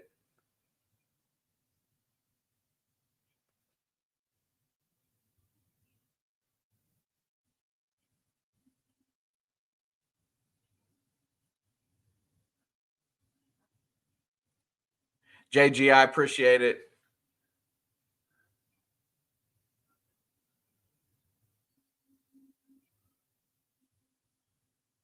I'm a Bengals fan. I did not want my quarterback to come back. I really think we need front office changes at Cincinnati. Joe Burrow is probably the greatest thing that they've ever drafted. Now I hope they don't continually do Bengal things and ruin his career. You suck it up. You go out and you get the best offensive line that you can get, and then and then you draft quantities of defensive players to try to just make it respectable and go out and score 35 points a game like Peyton Manning era. But I was really scared when they let my quarterback go back out to play after that surgery on his toe. Tore me up. Didn't like it, not one little bit. I love Pete Carroll, by the way. I don't think that was a bad choice of coach. I just think it was a bad choice of quarterback.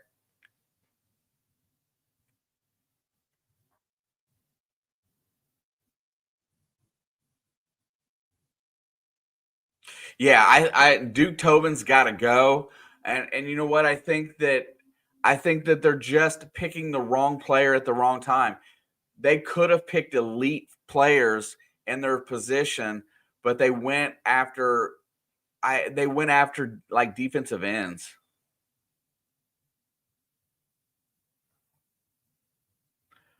I'll slam that up there.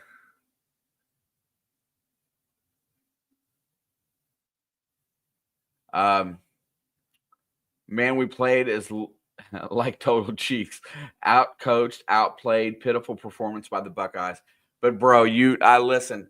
I am not an Ohio State fan. My Hoosiers, I've wanted to see win this game for a long, long time.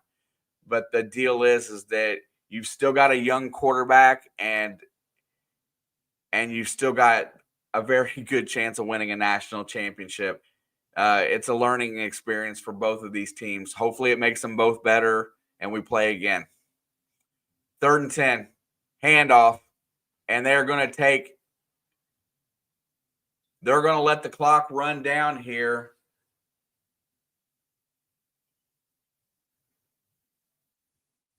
Ohio State's going to have roughly 20-some seconds.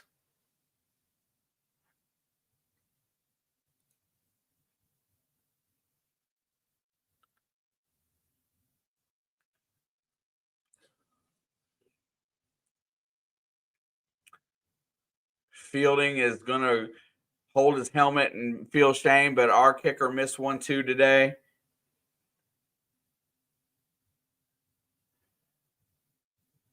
What a really good job. And it's 24 seconds left. They take the 5-yard penalty, and now they're going to punt it. Oh, no, they took the timeout. All we got to do is hold on for 24 seconds. 24 seconds. You're going to give the ball back to Sand with one of the most elite wide receivers in the game. You have got to pin them deep.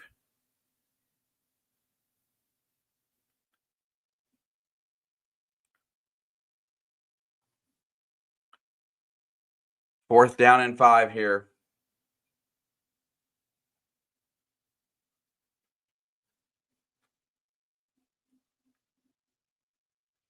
Virginia field goal cuts the lead back to 7. That game should be closing in on being over. This is a historic moment for the University of Indiana. Everybody keep your eyes peeled on it. Ohio State's going to be trying to block this punt.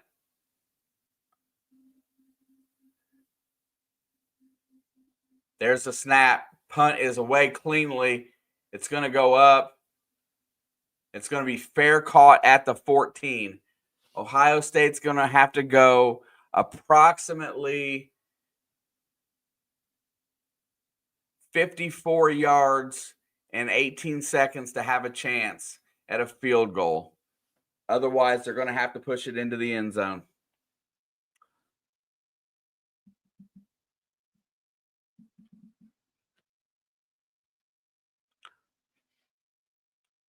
Here we go. Indiana's got 3 up front. They have got 3 of their good pass rushers up front. Ohio State does have a back in the backfield. They're going to max protect here. Indiana's hovering at the line to gain. Back to pass. Sand checks it down. He's going to step out of bounds with a 1-yard gain. Not a very good use of 5 seconds of that clock. Sand's going to have to take an opportunity deep down the field, but he can do 5-yard gains until the cows, or no yard gains until the cows come home. They got 1 yard on that play. So perfect. Step out of bounds, stop the clock, reset it. I'll take that. Indiana has 1 timeout. They've got 3 down linemen. They've got 3 wide receivers at the top. There's the snap. Here comes pressure. They're trying to get in there. Sand steps up in the pocket. Lets it go for all he's got. He's got a man. And it's incomplete.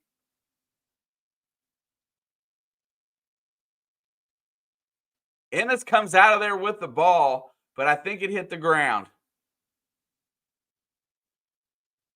Let's watch it. Oh, it hit the ground. We have 2 seconds left on the clock. The ball couldn't have hung up in the air that much longer. It may be your only opportunity, sir.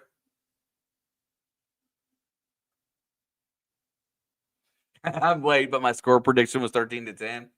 Listen, I went low today. I went 20-17. If I would have got another touchdown by each of them, we'd have been there. Sands back to pass. He's going to roll out, steps up, fires it deep. And it is caught. Jeremiah Smith catches the ball, but that's it. That's the ball game. He is tackled right there, does not escape.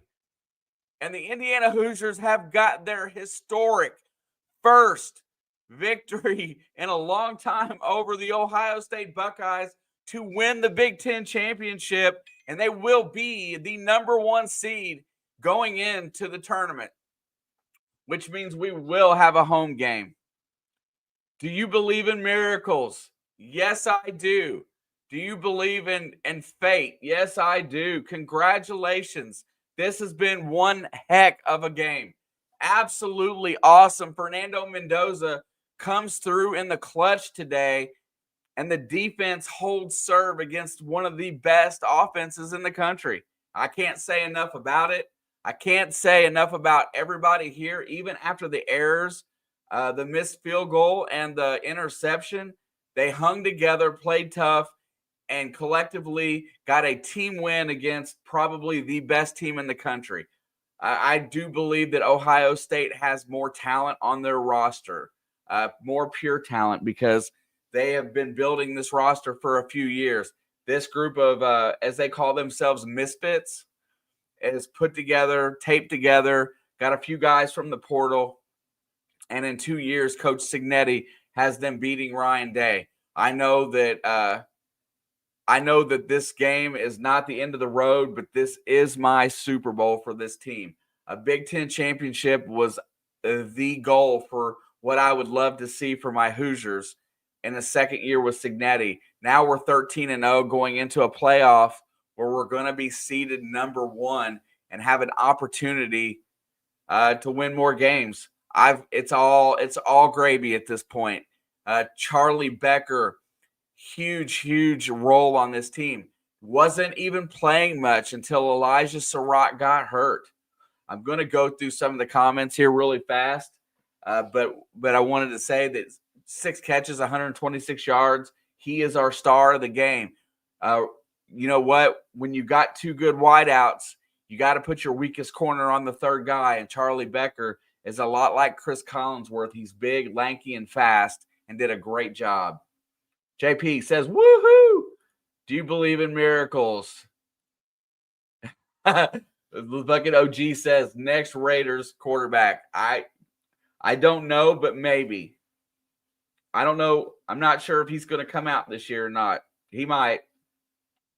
Steve says, congrats. JP says 13-0. Yes, sir. Angie, much love, my dear. I know you've been here through all of it. Thank you.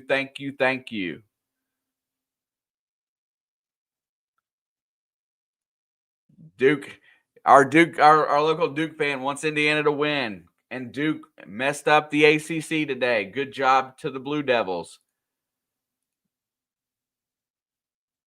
John says, wow.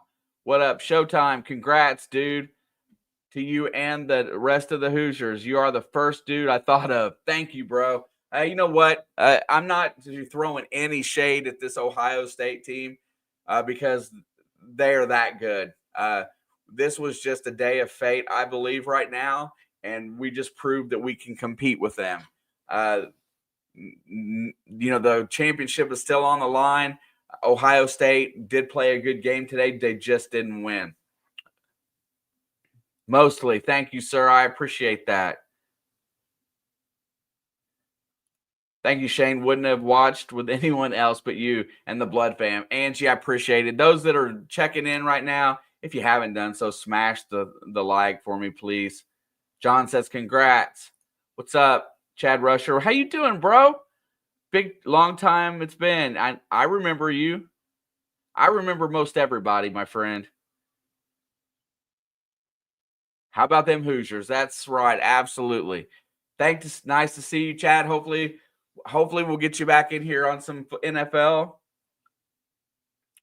Dude, what up, Pig? Thank you very much. Thanks for hanging out with us today. I hope to see you back. I enjoyed your commentary a lot. Helped me get through the game. What happened to Ohio State? They lost a tight game, Skater. Yeah, right. Creepy Pig, thank you. Hopefully you'll become a Hoosier fan. Been here but lurking. Good job. Every commentator picked Ohio State. But do you blame them? How can you blame them? They've been here before. They've done it before. We haven't accomplished anything until today. Today was our first accomplishment. I know going undefeated really was, but today was the first time we've won something. Ringo, thank you. Chad, we're doing good.